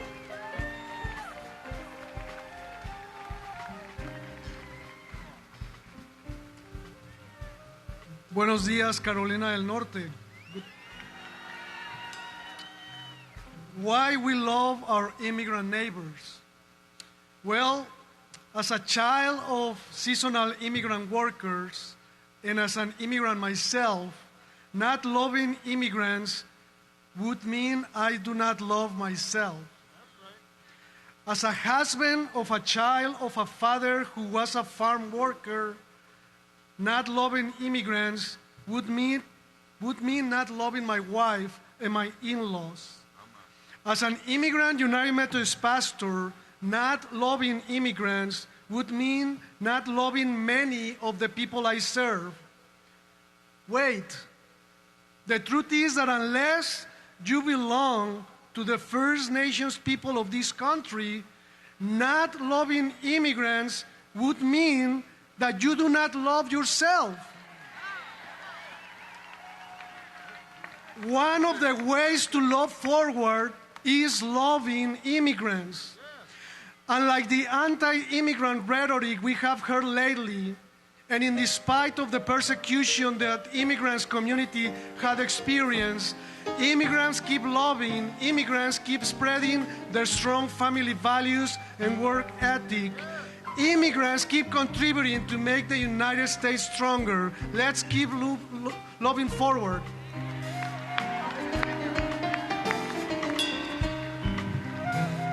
I'm here today because I have chosen to love forward.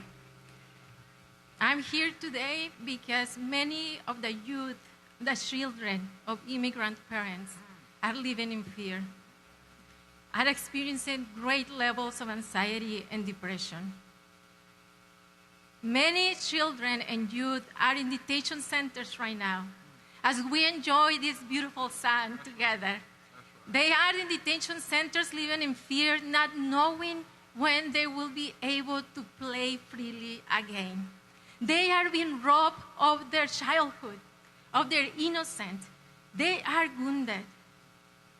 And they don't understand why their parents are being called rapists and criminals when they all want to do is to work hard and provide for their family, for their education, for their well-being. David prayed to God when the prophet Nathan confronted him because he raped and violated Bathsheba. And David prayed to God and said, create in me a clean heart, O God. Put a new and right spirit within me. And I pray for those who violate their fellow human beings. Create in them a clean heart, O God. Put a new and right spirit within them. And I pray also for all of us because we are connected. Create in us a clean heart of God. Put a new and right spirit within us.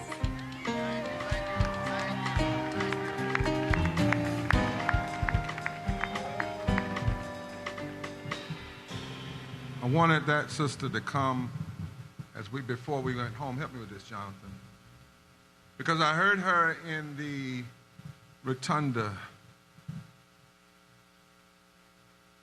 and she lifted us to the true test of love. And I wanted her to come and us to hear it before we talk about solidarity. I do want to ask you once again if you want to join this effort, particularly down east, but also across the state, then make sure you hit that QR code so you can go straight to the website, have all the information. Before you leave, I want to ask the people at the end of this to put it up on the screen so before you leave, you can take a screenshot. But now I want you to listen in real deep to what you just heard. She said that if we're truly going to be a movement of love, we have to be willing to even love in the hopes of those that oppose us coming into a clean heart. The love that is dangerous is not the love that just loves those who are lovable and loves those who are like you like. But when you can hold out enough love to believe, even if they never change, you never give up the hope that they will. I happen to be a gospel preacher, and by both the Spirit and the command of the Word, I'm required to pray for my enemies. Not easy. Bless them that despitefully use me. Not easy. But my claim of love is counterfeit unless it's done. And what if we could produce enough love that many of our confused friends would no longer be confused? What if enough love would come forth, enough truth would come forth that people could be shaken out of the lies they have believed? You do know that even at the foot of the cross, one of those who crucified Jesus ended up believing him. You do know that after those 4 girls were killed in Birmingham, people who had been sitting on the fence got off the fence and said no more. You do know that hate can go too far. You do know that meanness can go too far. And meanness can create such a heaviness on people that it creates an opening on their hearts. We are called now to solidarity as the choir comes on the stage. And as those speakers who are left that can come back on the stage, and as the staff at Repairs of the Breach comes on the stage, and as those who have emceed come on the stage, we're going to try to go to every corner and every house to talk to the people that the consultants ignore. That's why our vote is so low in this country, Michelle. It's because people have been so ignored. They don't feel loved by the politics. Nelson Johnson, before he passed, told us God made a universe, not a monoverse. And that wasn't meant for just one person, George. It was a universe. But he also said something to me one day. He looked me in the eye before he passed. We were sitting alone. He said, Barber, you've got to push folk to love, because the hate is going to create an energy that's going to go somewhere. And if it doesn't go to love, it will go to destruction. And that destruction will end up killing us all. If you can, grab a neighbor and say, it's time for me to love you and never let you go. I mean, grab them, hold them, and say, you might get to shaking, but I'm not going to let you go. You might get on my last nerve sometime, but I'm not going to let you go. You might make me mad sometimes, but I'm not going to let you go, because you might cause me a fit, but you're not against my humanity. You might make me mad sometime, but you're not trying to take my health care. You might get on my nerves sometime, but you're not shooting me down in the street. I do know the difference between a flawed friend and an outright enemy. And love never requires perfection. I said to the folk I try to lead, if you're looking for a perfect leader that will always tell you what you want to hear, you got the wrong one. But if you're looking for somebody that's when you're down, will stay there with you and help you up, then I'm the one you're looking for, because love lifted me when nothing else would help.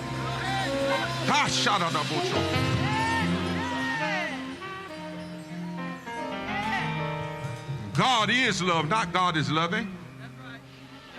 God is love. God not trying to love. God is love. The Spirit is love, as my indigenous friends say. The great Spirit is love. And that love will cast out fear. If you got that kind of love, look at your neighbor and say, I ain't fearing nothing today. I know the sun's going to come up tomorrow. I know justice is going to ultimately win. I know every dark Friday there will be a Sunday resurrection. I know the enemy might come in, but God will raise up a standard every time. I know I might have some bad days, but my good days will outweigh my bad days, because perfect love casts out all fear. All of it. You thought we were going to be scared of a president, you got another thought coming. You thought we were going to be scared of a Congress, you got another thought coming. You thought we were going to be scared of a chief of staff, you got another thought coming. Do you know who we come from? We come from Dorothy Day. We come from Mother Jones. We come from Harriet Tubman. We come from Frederick Douglass. We come from the Latinos that stood for right. We come from Cesar Chavez. We come from Pope Francis. We come from Martin King and Coretta King and Fannie Lou Hamer. That's who we come from. We come from Ella Baker. We come from John Lewis. We come from the people who walked across Selma in the face of dogs. You must not know who we are. We are the lovers that God let us live to see this day. I'm looking for one crowd and I'm through. How many of you in your life know that you faced some deaths but it didn't kill you? If you here and know you could have been dead, raise your hand. See what I'm saying? Now turn to that neighbor beside you and say, I could have been dead and sleeping in my grave. But since I'm here, clothed in my right mind, got a heart full of love, I'm gonna fight for what's right every day. Hey, what's so hard about you? Oh, yeah, that was so cool.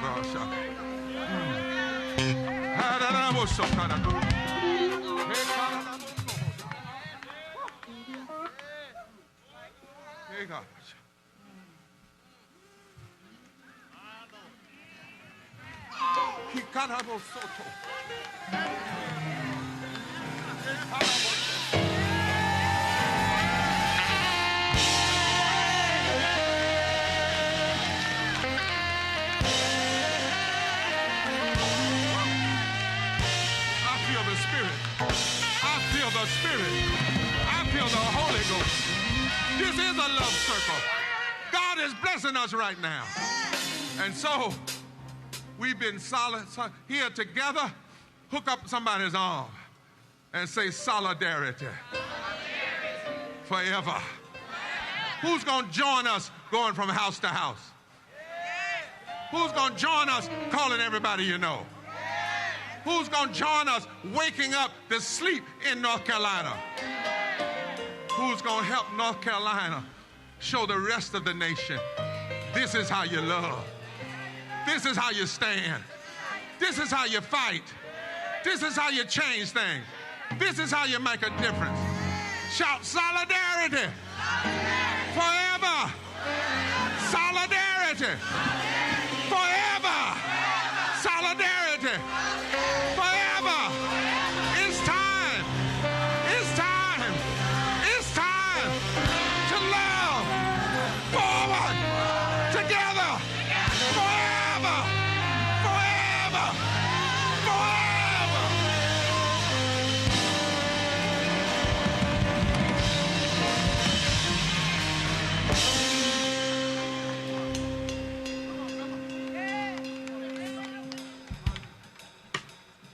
Grab your neighbor while we sing. Tell them I got you. We got each other. Tell them can't nobody break this up. We were born for this. Repairs of the breach, we were born for this. North Carolina Council of Church, we were born for this. Indivisible, we were born for this. Labor unions, we were born for this. Zion Church United Methodist, we were born for this. Hook up somebody, hook up. Let's get a sway. We were born for this. We were born for this. We were born for this. We were born for this. Let it be so, God.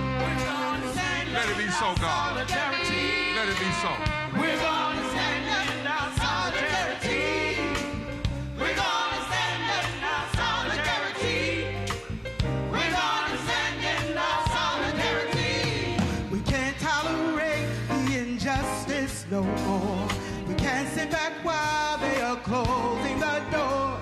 Don't you understand? If we're silent, we die. No one will be heard. This is the word we're gonna bring to you. Solidarity. We're uniting one another.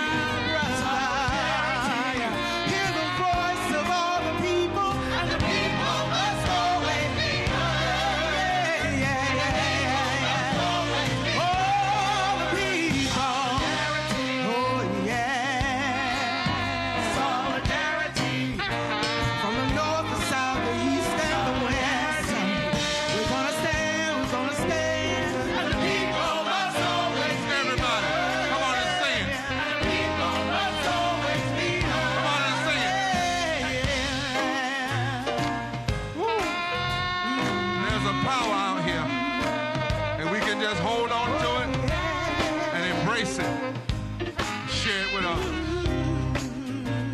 Solidarity. And the people must always be heard.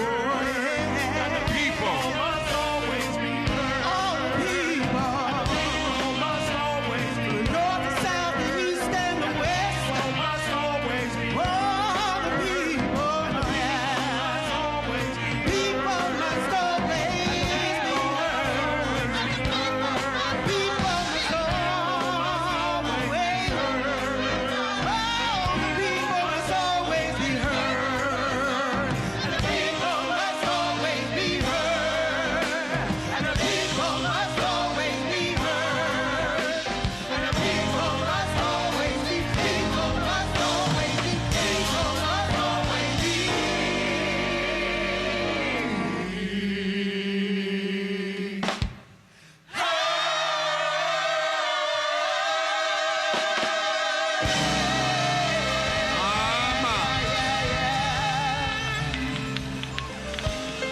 We thank you, Great Spirit, for allowing us to come together, but for purpose, not just for play. Now we leave this mobilization to begin organization. We go to work now. This is the revival, but the aftermath will prove what the revival has produced. And one more thing before we get out of these streets, since we got them till 1 o'clock. We don't trust activists that can't dance. Ain't it right, Al? Something wrong with people that just want to be mean all the time. Right? Something wrong. You ever seen these folks, they mad all the time. They just mean, but something wrong when you wake up in the morning, all you want to do is hurt somebody. So we gotta make sure that the most of us out here got the right spirit. I see you over there, Council of Churches. So I want that sound man to find a song that says there comes a time you just got to give the people. Not the individuals. Not the lobbyists. Not the greatest corporation. But you got to give the people. Sound man, you got that yet? And when y'all hear that, let us dance as we go to fight. Make sure you find 3 or 4 people before you leave here that you don't even know, and tell them, I am so glad that we're going to love forward together, and we're never going back to normalcy. Sound man, do you hear me? I'll know when I hear tick, tick, tick, tick, tick. Are you working on it? How about, he says Wi-Fi go, oh Lord. Well, that's all right. We got a band here. If they can't do it, huh? That's all right. We'll stick with that. Yara, come on and let's lift up where y'all came in here when y'all was singing about forward together, not one step back. They created their own song for this movement. Y'all still got it? Yes, sir. Y'all ready? Yes, sir. Come on, band. Come on, band. Let's kick it off here before we leave this place. Y'all feel that? Nancy says, shout love win. Somebody shout love win. Somebody shout love win. Oh, yeah. Come on and dance. Come on, let's have a street party, since we're going to have a street fight. But it's going to be the fight of love. All right, Freddie. All right, bass. All right. Everybody's got a hand. Put those posters and wave them in the air. No justice. Love. Come on, come on. Come on. Come on now. Come on, Lord.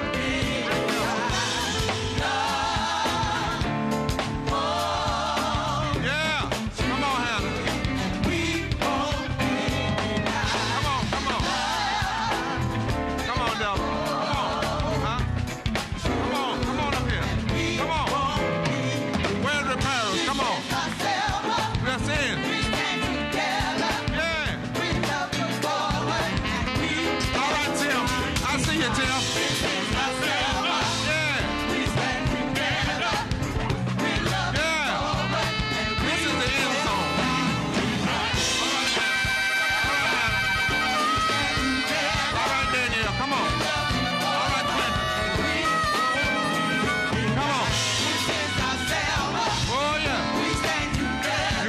watch out. Because the more we dance, the more we stand.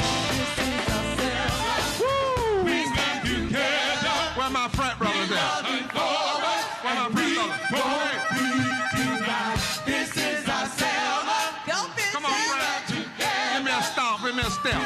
Give me a step, Alpha. Come on. We won't be denied. This is our Selma. Step. We stand together. Step. We're loving forward. Everybody, And we pick your feet up one at a time. Step. Step. Step. Step. We're loving forward. Step. Step. Step. Step. Step. Yeah. We won't be denied. How about this side? Put your hands up on the left side. Come on the left side.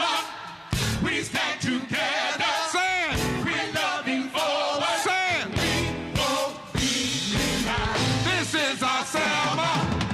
We stand together. We're loving forward. And we won't be denied. This is our Selma. Everybody. We stand together. Everybody. We're loving forward. We won't God bless you. be denied. God bless you.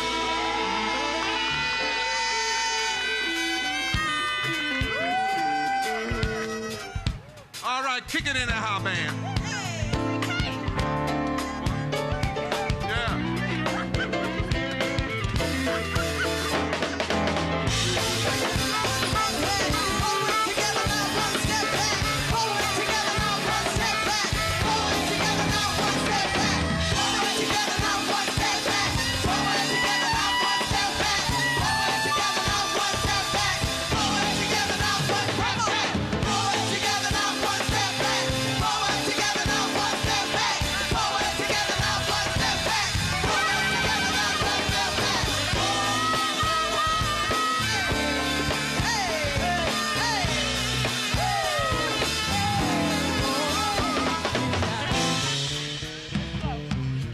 We want to make sure everybody is safe. Those that are riding the buses are going to be taking off over here. So we want to make sure that everyone is safe. Those who are riding buses, the buses will be picking up over to the left of me, to the right of you, over to the left. Thank y'all so very much. Lost and found can also be found by the van. If you've lost something during your trek from Shaw to here, lost and found can be found over here by the white van. Thank you. Love always wins. Yeah. Play the bass, play the bass, come on. Hey, play the bass, come on. When I say we want, you say justice, we want. That's it, we want. That's it. When I say we want, you say justice, we want. That's it, we want. That's it. When I say love, you say forward love. Forward, love, forward. When I say love, you say forward love. Forward, love, forward.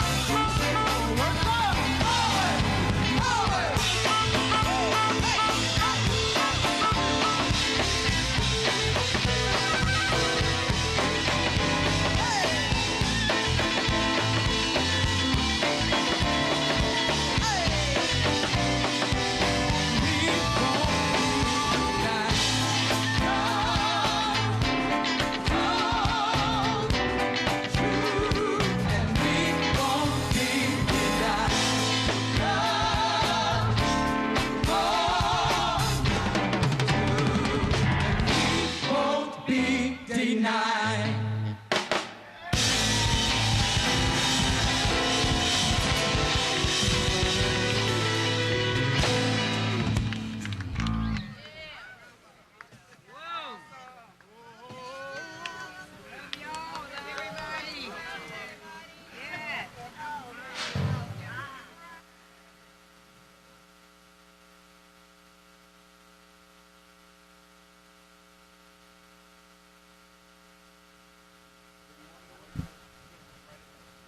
Just in combo. We'll be fine. You want me to pick up the mic? Yeah, you can hold it. I'm going to do a little thing, but then I got you. We're nice and easy. Well, folks, I'm sure you've got the same energy I've got. Wesley Lowry here with the Black Star Network. We've been out here in the State House steps in Raleigh, North Carolina, after marching east to west from Wilson to Raleigh with the repairers of the breach, Reverend William Barber. As you guys know, we've seen clergy, we've seen affected people, and we've seen a really remarkable assembly of people messaging and conversation about what we do in this moment. So many folks who feel mobilized, who feel frustrated, who feel angry, but as you all know, I don't have to tell Black Star Network viewers this, that in those moments we channel that energy and that anger into a positive vision. And so we've listened to Reverend William Barber on his move forward through love. This is our Selma March.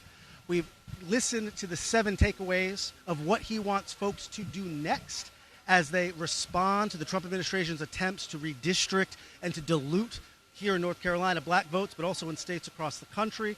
The response to ICE and to Border Patrol, the response to an administration that largely has behaved in an unaccountable manner. And so now we want to talk to a number of folks who've been out here, a number of the speakers we've listened to, some of the marchers and demonstrators, people we've interviewed over the last 3 or 4 days, just to talk a little bit about what we all should be doing in this moment. And so the first person I want to talk with, I'm really excited to have him here, is Steve Schmidt. Steve Schmidt is one of the founders of the Save America movement. He's been a long-time political strategist. And Steve, someone who maybe historically might have been, 10 years ago, 15 years ago, might not have been in a rally like this, just with the way the politics played out, right? Yeah. I know you know Roland, but might not be a regular on the Black Star Network historically. Right. Talk to me a little bit about your political evolution, what brings you into a space like this to help found something like the Save America movement, and about the message, because what we saw here, I mean, those of us who come up in a civil rights tradition, we're used to very often seeing groups of people, churched black folk from the South, but we've really seen a multicultural set of folks, people from across the political spectrum, people across different faith traditions. And so talk to me a little bit about this movement that is rising in this moment and your role in it. Well, I think we're in a moment where we're at the beginning of a great awakening in the country. In 1936, the Democratic National Convention, Franklin Roosevelt said that there's a peculiar rhythm to history. He said, some generations much is given to, and others much is expected of. And he went on and said, this generation has a rendezvous with destiny. And I was born in 1970. I was a New Jersey moderate in my politics. Of course, there's an important civil rights tradition in the Republican Party, the party of Lincoln, including throughout the 1960s. A congressman that I deeply admired was Jack Kemp. And Jack Kemp, when he played with the Buffalo Bills, refused to stay in a segregated hotel. He insisted that he would sleep in the same hotel as his teammates and the black players. And, for me, I've always believed in justice. I made a speech in favor of gay marriage 3 years before President Obama was for it. And I come from that side of the Republican Party. Now, I think one thing that's lost is that on the day that Trump came down the escalator, every single person in the Republican Party, 100%, who were not in that room, had the same position I have today about Donald Trump. That's right. But 11 years later, you look around, there's about 5 of us who stayed true to their values. And everybody has capitulated to a fascist. And you have seen this cancer spread. There is no conservative movement in America. It was rotten. And its rot made it ripe for infection, and the infection is the disease of fascism. And that's what we're seeing. And what this is about today, to me, it's not about left versus right, Republican versus Democrat. It is about right versus wrong. It's about human dignity. It's about freedom. And as we speak here today, there are little children caged, laying on concrete floors, and we have to oppose that. And so a new coalition, an American coalition, I sense is rising all over the country. You know, for so much of the last 20 years, Republicans and Democrats had vituperative debates over, for example, tax policy. You go back and you listen, well, apparently the delta between a just and unjust world was the disagreement between a 39 and a 35% it was marginal tax rate, right? Exactly. And I think now we see, right? You have powerful institutions, and what those institutions share in common is much more than what they disagree with about. And there is a movement rising up of ordinary people, and those ordinary people are leading the politicians in this moment, who are, I think, racing to catch up, because we don't want to compromise on issues like mass secret police. It's un-American, and it's a direct threat to our liberty. Absolutely. Why do you think so many Republican politicians still capitulate to him, even today, right? We think about it in this last week, right? And we could list a million Donald Trump racist behaviors, right? But he very literally posted a video from the social media accounts of the President of the United States depicting the first black president and his wife as monkeys, right? We're talking about actual cartoon character racism, right? Not like full on Grand Wizard. Correct. Just like weird racism. Stuff like that. I mean, not someone calling it a dog whistle. We're having a debate 100%. about. And yet, even in that moment, right, and maybe there's less of it in this term than there was the last term, you still, we all know congressional reporters who chase Republicans around, and they go, oh, I haven't seen the tweet, or I didn't see the video, or, did he mean that? Why do you think even in this moment, we certainly have seen people who have stood up and said things, but we've seen a lot of people try to duck their head, avoid the camera, try not to upset anyone. What does that say to you? We have a tremendous crisis of character in this country, in the elite classes, the Epstein class. And the cowardice is extraordinary, but not ahistoric. What you're seeing is, for selfish reasons, personal ambition, people genuflecting, getting on their knees to what they know is wrong for convenience. And I think about the quote that General Grant is attributed to General Grant at the moment of secession. He said, there are only two parties in America, patriots and traitors. And hereafter, I wish to be associated with the former, not the latter. And these people took an oath to the Constitution of the United States, which is being lit on fire. And they're faithless to that oath. And the question for all of the American people, black, white, brown, everyone, is whether we're going to let them get away with it. Are we indifferent to that? And we cannot be indifferent to it. Indifference is a sin of the highest magnitude in this moment. Of course. Before I let you go, can you tell our viewers a little bit more about the Save America movement, about the work you all are doing, some of your partnership with Reverend Barber, and what you want to see happen between now and this November and now and the next presidential election? MAGA is headed for the ash heap of history. We will prevail, and we will win. The Save America movement is 7 months old. More than 800,000 people have written checks, an average of $20. We are advertising across the world. We're targeting some of Trump's most malicious ambassadors with advertising in Poland, in Denmark, in Canada. We're targeting Apple. We're targeting Estee Lauder. Ron Lauder is the architect of the seizure of Greenland. We are communicating into the White House with ads that Trump will see. trying to model courage. We're organizing, we're opposing. Wherever MAGA is, we'll confront it, we'll strike at it, and we'll communicate to the American people what's at stake. And we've built a nonpartisan coalition of American patriots, multi-ethnic, multiracial, old and young. We're involved in the public lands debate, the public health debate. We have a lot of veterans on the huge security issues. I think one thing for your viewers to understand, we're likely to be at war with Iran within the month. There's been no debate. There's no strategy. There's no plan. Just another disaster where America's working class kids are going to get sent to die for nonsense. And we got to oppose it. And so the Save America movement is one of the opposition groups that is going to exist until all of this is over. And we have to appreciate, we know how it's going to end. We're going to win. But things are going to get worse before they get better. More people are going to get shot in the back. More women are going to get shot in the head. These masked ICE Gestapo have been funded, including with Democratic Party votes. Important to remember, 7 Democratic senators voted to confirm Kristi Noem. Another 7 didn't vote at all.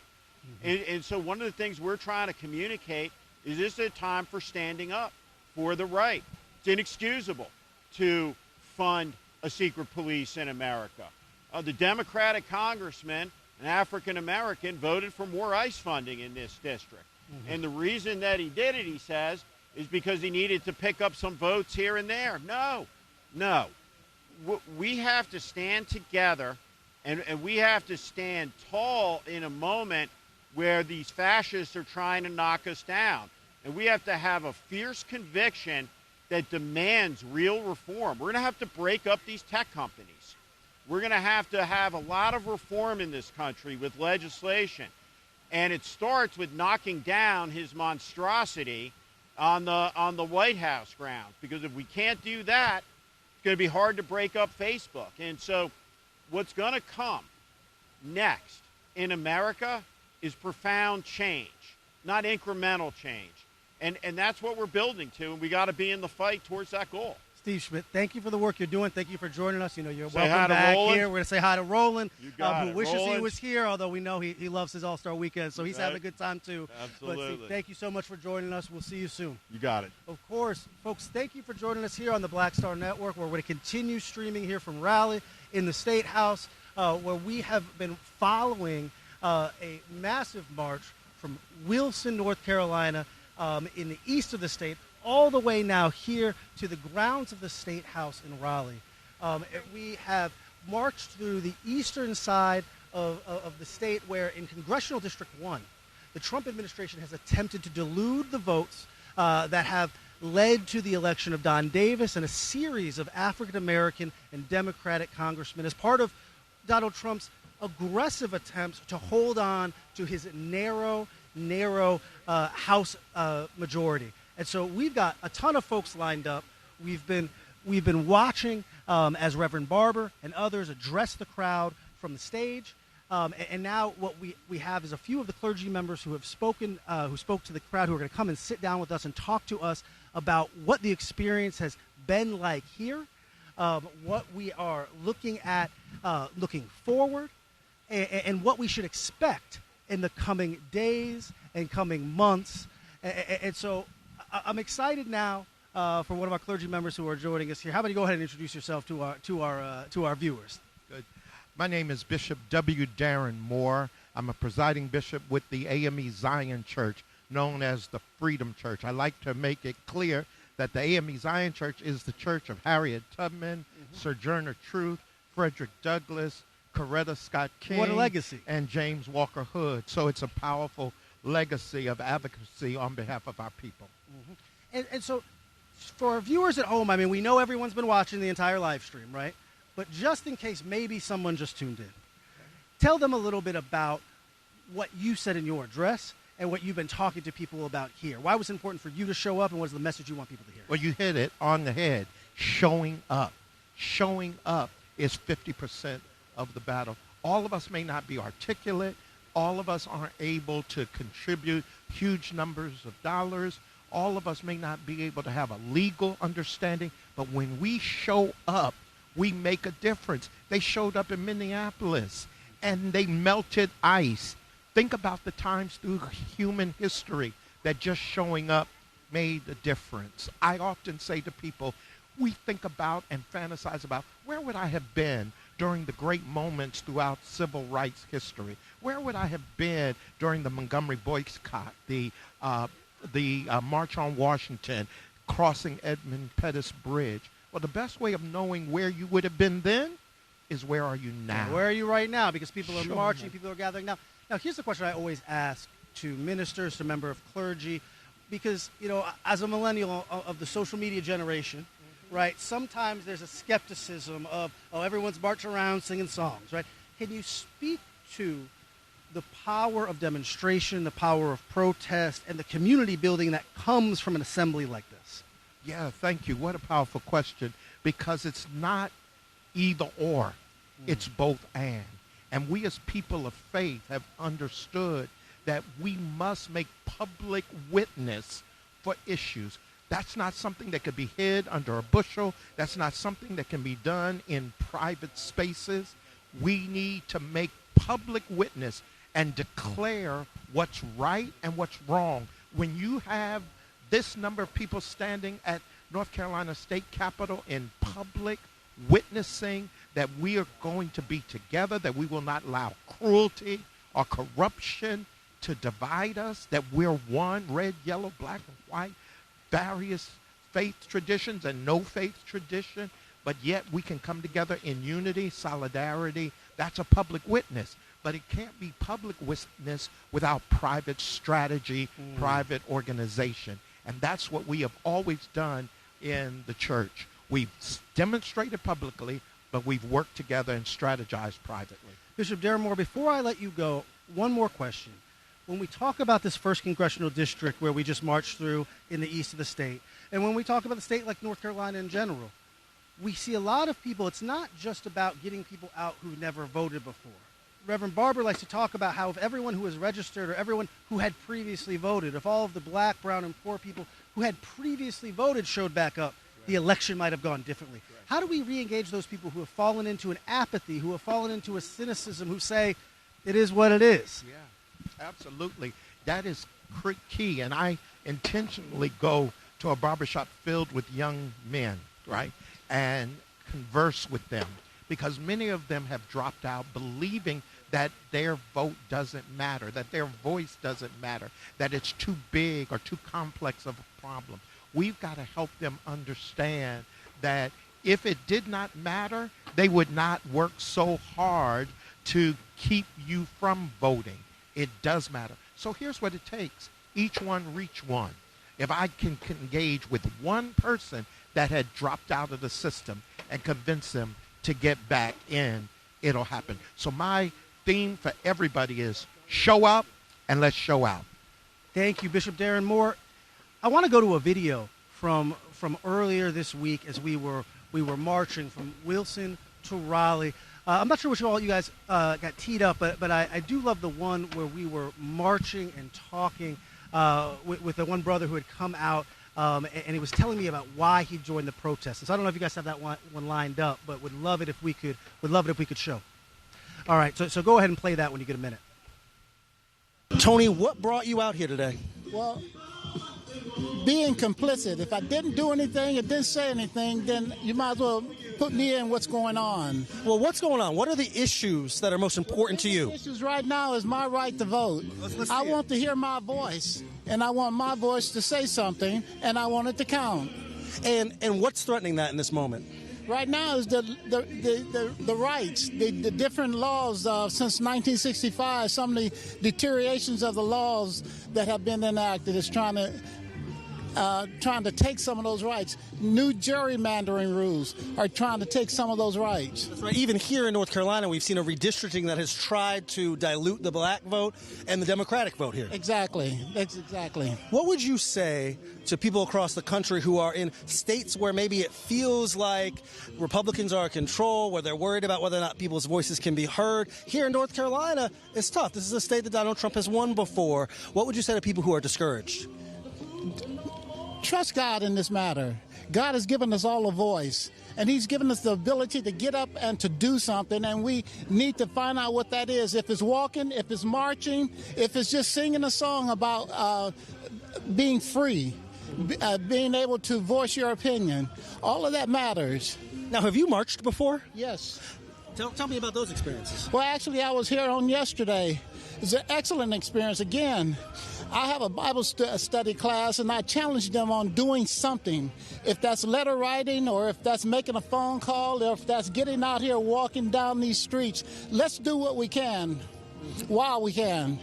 And so, what do you want to see happen? I know that Reverend Barber has said once we get to Raleigh at the State House, there's going to be 7 action steps. But what do you want to see happen as a result of this action here and across the state?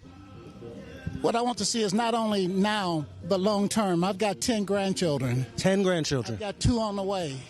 And with that being said, I want them to have the freedoms that everyone else has across these United States that they're threatening to take away from us. Well, thank you for being out here today. Thank you for talking to our viewers here on the Black Star Network. And is any last words you have for folks, again, who might be watching at home, who might be in states like Ohio or Texas or Georgia, who might be thinking, well, if they can do it in North Carolina, maybe I should do it here too. What would you have to say to them? I'll tell them we've been here before and we've overcome before. And I think it's possible to do it in the future. Through this rural community to impress upon the citizens, the people here, how important it is to mobilize and fight for voting rights, to not be disenfranchised by this regime of greed and power in Raleigh and in Washington as well. Absolutely. Now we've been out, started a little earlier today. We're getting closer to the afternoon. Now, tell me what the response has been. It's been really interesting watching people in some cases come out of their homes, some honking, some waving. We saw some kids yesterday. What's the response been like for you as one of the marchers?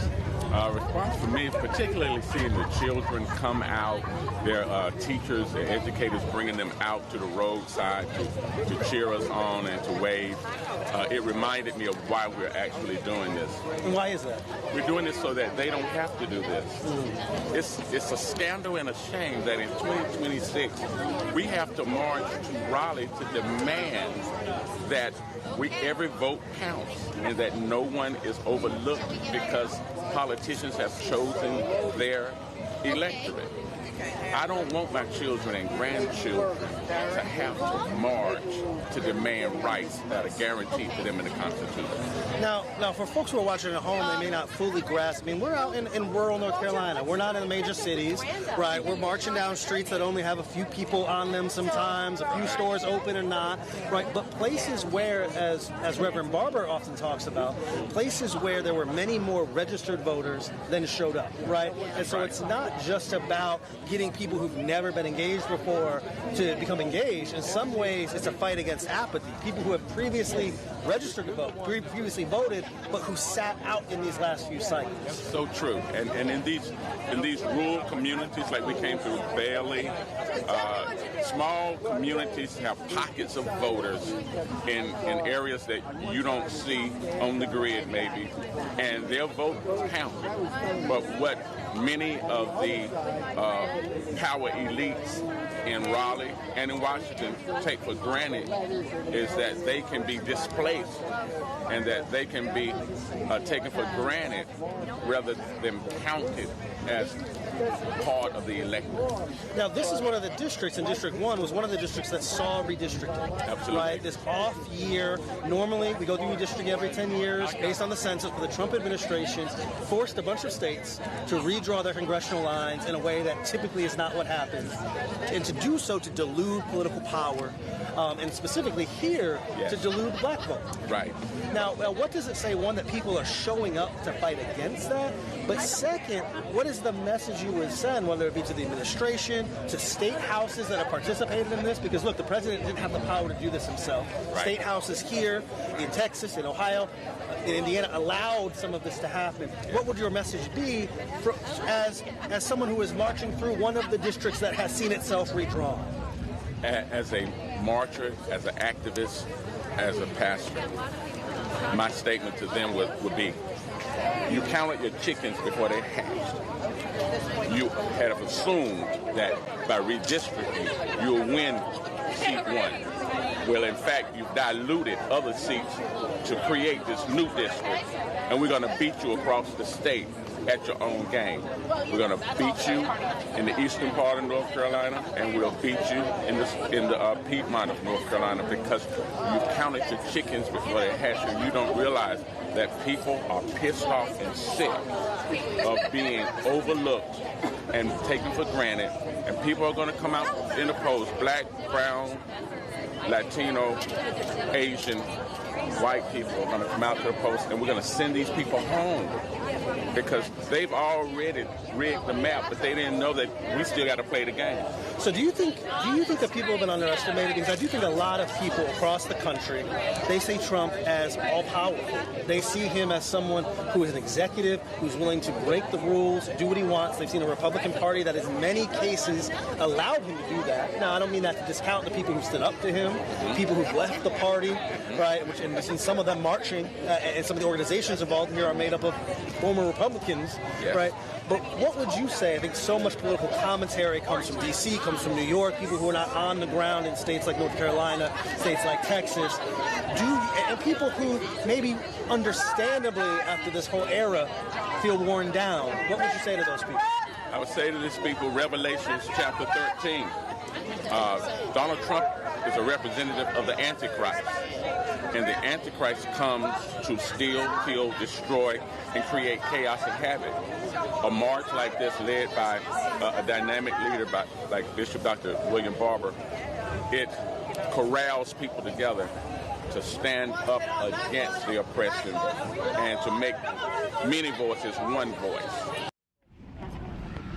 So we're here right now with Dr. William Barber as well as Dr. Hannah Broom, the key organizers for the march we followed now for the last 3 or 4 days from Wilson to Raleigh, and now this massive rally, demonstration, pep rally, celebration of love that you all just watched here on the Black Star Network. And so, Reverend Barber, can you talk a little bit about how you're feeling now having come off stage, some of the feedback you've gotten from your message, and reiterate for folks what those key next steps, those key takeaways were? Well, you know, Roland and I often talk, and by the way, let me just thank Black Star Network for being here the whole while. And Roland and I often talk about you mobilize to a rally. The rally is for public education, but not just the people here, all through social media. And then you organize from. I'm ready to organize now because people are ready. They see what's at stake. They heard a vision. You notice today, everybody was talking about what we want, what justice required. It was not a litany of grievances. It was a vision. And it's a vision because that's what will rally people to stand. So, and we laid out those 7 things on our website now, and we're inviting people to join in. Doc, it's winter. It's February. It was cold this morning. And somebody said at least 10,000 people showed up, not including whoever. I don't know what the actual number was, but I know that there was a point, 3 by 3, we couldn't even get the people in the street. They were still turning the corner and the program was started. That's right. But the bigger thing is, it's winter. It's cold. And people stayed here for over 3 hours, did not move. The same people that were here at the beginning were here at the end. That's what love will do, a love vision. It'll stand you up in a way that you just don't know how to quit. You don't know how to retreat. And the messages and the impact of people were on point. And we'll be using all of that to push out smaller videos and everything, because it's about awakening this sleeping giant. Poor and low-wage people, 30 million of them who did not vote in the last election, and other people who have become so apathetic because they hear the grievances of hurt, but they don't hear the vision of hope. And we have to begin to mobilize around that kind of love and hope that challenges these injustices. Not a weak kind of love, I'm not talking about that, but strong, where we say, I got you and I'm gonna hold on to you. we started from St. James. My wife, I hope you'll say something there. As a pastor, a local pastor says, start here on Martin Luther King Boulevard. And you heard her say today that we've got to bother the system. We can't. That's what our voting does. It bothers. It says, you're not going to just do this to us. And the fact of the matter is, in all these southern states, particularly the battleground states, it's not even big margins. It's just a matter of turning folk out. And then you heard Reverend Dr. Hannah Broom, who was on every step, mobilizing the people, brought up bishops, brought other folk, and she was clear. There was something she said about democracy is not just you remember what you said, but I took it to mean democracy was not just some kind of ornament, just a statement we make. It is a demand. That democracy is a demand. So that's what we're saying here, and we have just begun. And we think about this. If this many people turn out in the February, in the dead of winter, what about when we get to the summer? Not just turning out here, but the number of people will be able to turn out to go knock on doors, to go into local communities. And we're now doing our research. We want to know where every person that was an infrequent voter that had voted but chose not to vote in the last two elections, where they are. And that's who we're going to touch. Reverend Broom, can you talk a little bit about this pathway you all took to get here? Right, the walking, we were out there, we were layered up, it was a little cold, it was raining some days, right, but walking through a part of the state that doesn't always get as much attention politically, right, but also a part of the state that has been specifically and explicitly targeted by some of these actions from the Trump administration. Excuse my reach. No, you read. Yes, walking through those areas and talking to the community. Some of them said, we didn't know y'all knew us in Wendell. Ooh. We didn't know y'all even remembered us in Sims. Those were the conversations from the community to us. And then also our marchers understood this is not just marching for one person, but this is the person I'm meeting and walking. They've attached a face, they've attached a region to those policies that are hurting and harming. So that was the connection I think our marchers did, but also the community said, oh, there are really people that are standing up for us. And let me tell you one thing. We had, and we were on the back of the truck one day, and this is the most, to me, it was a sign. There's guys on the side cursing us out. I mean, with the police so bad, the police had to stop him. They had to get in front of him. And we waved and said, brother, we love you too. Somebody who probably needs living wages, probably needs health care, because this is rural Eastern North Carolina. One house over, a person that looked just like him came out and was crying. One house over, not one block, not one city, one house over. Then on the other side of the street, another house. And we thought about that we cannot judge these communities. We need to go and journey in these communities and see that God has people everywhere. They're just waiting to be understood and heard and ready to stand up and fight. Absolutely. Now I got to talk to you. I'm gone. I got to talk to your wife now. the host pastor. Yes. We began at your congregation and moved our way here. And I remember the first day us talking about the idea of two ideas I remember from our interview. First of all, talking about the idea of the need for vision, not just resistance, but laying out proactively what people are rallying to and rallying for. But then secondarily, talking about this idea of what happens when people grow weary. What happens when it feels like it's raining and it's exhausting and you open up the newspaper, where you can still get a newspaper, you open up the headlines and you see it, yet another attack, yet another thing that feels out of sorts. And I just remember what you had to say to me there. So what would you say to folks who are feeling discouraged in this moment? What would you say to clergy members who lead churches, congregations, and other faiths as well, who are saying, what is it I do in this moment when it feels as if we're facing something big and we don't always know what to do? Well, there's always something bigger within us. Greater is he that is in us than he that is in the world. There are some churches tomorrow that are doing souls to the poll. I encourage other clergy, other churches to do that after your morning worship and communion. March your congregation down to the polls to vote. I think it's also one of the things you probably also heard me say about the clergy and about this bothering. It grows out from that text of this widow who was at a place of going to an unjust judge, asking for justice, but she was persistent. And so even in this place of when people may feel like hopeless, continue to be persistent. And the other thing is that we have to dispel this apathetic mindset and attitude as if our votes don't count, as if it doesn't matter, because it really, really does. Because when you look at the numbers, and I think that's important for clergy, to give folks the facts. Because when we talk about, like even today, the 1st Congressional District, when it was decided by only 1,100 votes. 11,000. That's right. Votes. 11,000 votes, and how many people didn't show up? 185,000. 185,000 black, brown, low-income folks didn't show up to vote in a district that went for Trump by 11,000 votes. And they weren't focused on. The National didn't go there but one time in those eastern counties. Well, and that happens often. It happens often here in North Carolina. I can remember a Senate race a few years ago where you have a black woman on the ticket, and we saw a lot of energy nationally being poured into other races that, by my handicap, they didn't seem like the right ones necessarily, right? What would you all say to folks who have overlooked North Carolina as a battleground, who have said, no, we're going to pour all this money into Florida, we're going to pour all this money into Texas? And again, I don't say that to disrespect the efforts happening there, but for a while it seems as if North Carolina has been written off a bit by some of the national folks, although I know you all have been here doing this work. Can I say one thing? Let me give them the history. In 2007, 2008, we're the only state in the South that expanded same-day registration and early voting.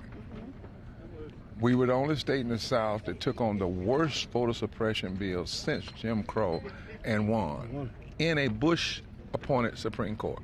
That's right.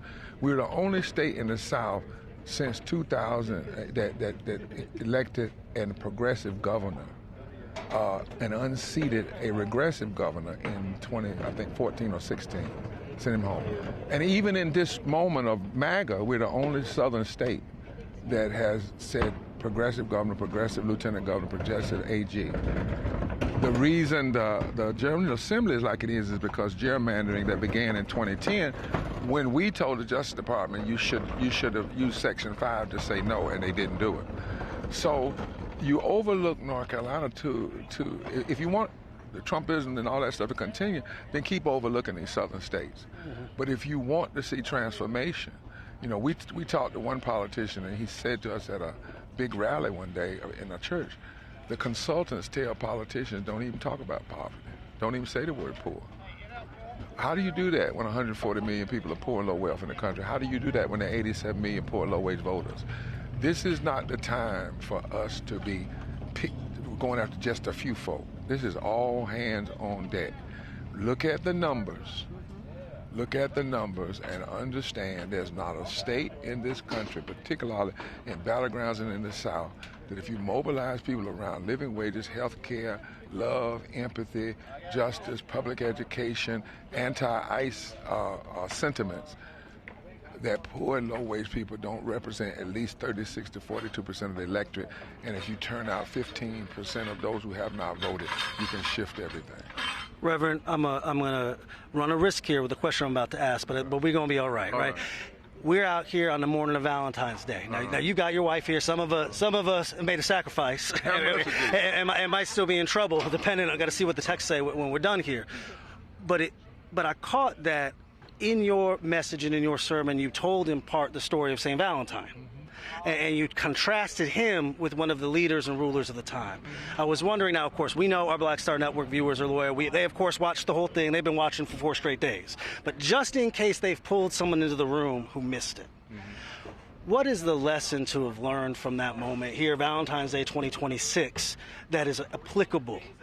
Because I thought you shared it so well. Well, think about it. I didn't go today to buy my wife a box of chocolate because I buy chocolate when it's not Valentine's Day. You set the example. Yeah, I'm actually a little suspicious of folk that wait till certain days to say they love you. So we actually don't do that. But what we do love... You're getting a lot of people in trouble right now.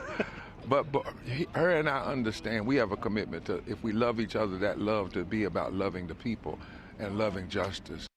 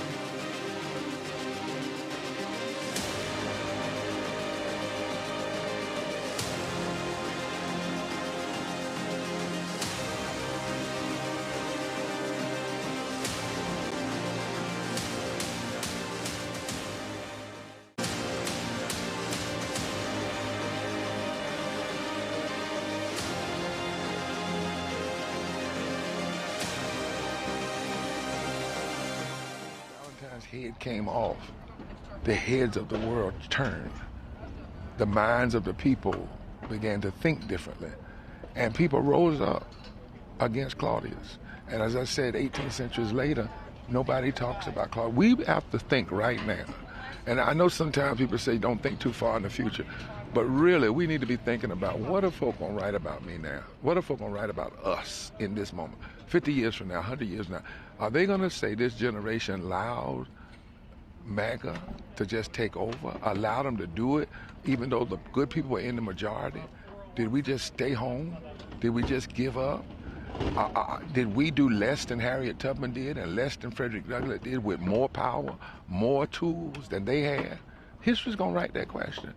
I pray that the day will come when history will not mention MAGA and Trumpism, but it will list every day those who stood up, those who loved truth and justice, fought back, and didn't just go back to America as it was, but pushed America a little bit further to what it ought to be.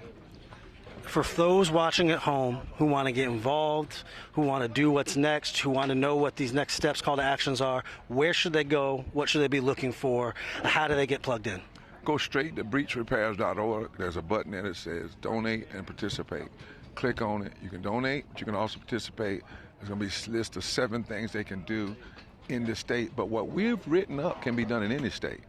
And I've already got called, can you come to our state and do this? And I'm going to say this, no. What we'll do is come and train you all how to do it. Because what we need is this kind of massive public education, organizing,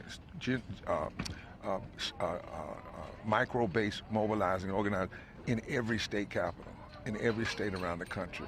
So there should be a march in every state. There should be a walk. Take over the news media for 3 days. End up at your state capital. Send people out with an agenda. Send them forth with a plan. Go to those counties and organize. If we do that, this year of pain can be the year that the power of love said no, resounded.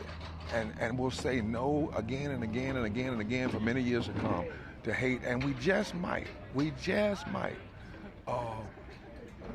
see things won that have not yet been won. But what we will surely do is push this hate and MAGAism and authoritarianism back in the closet or wherever it needs to be.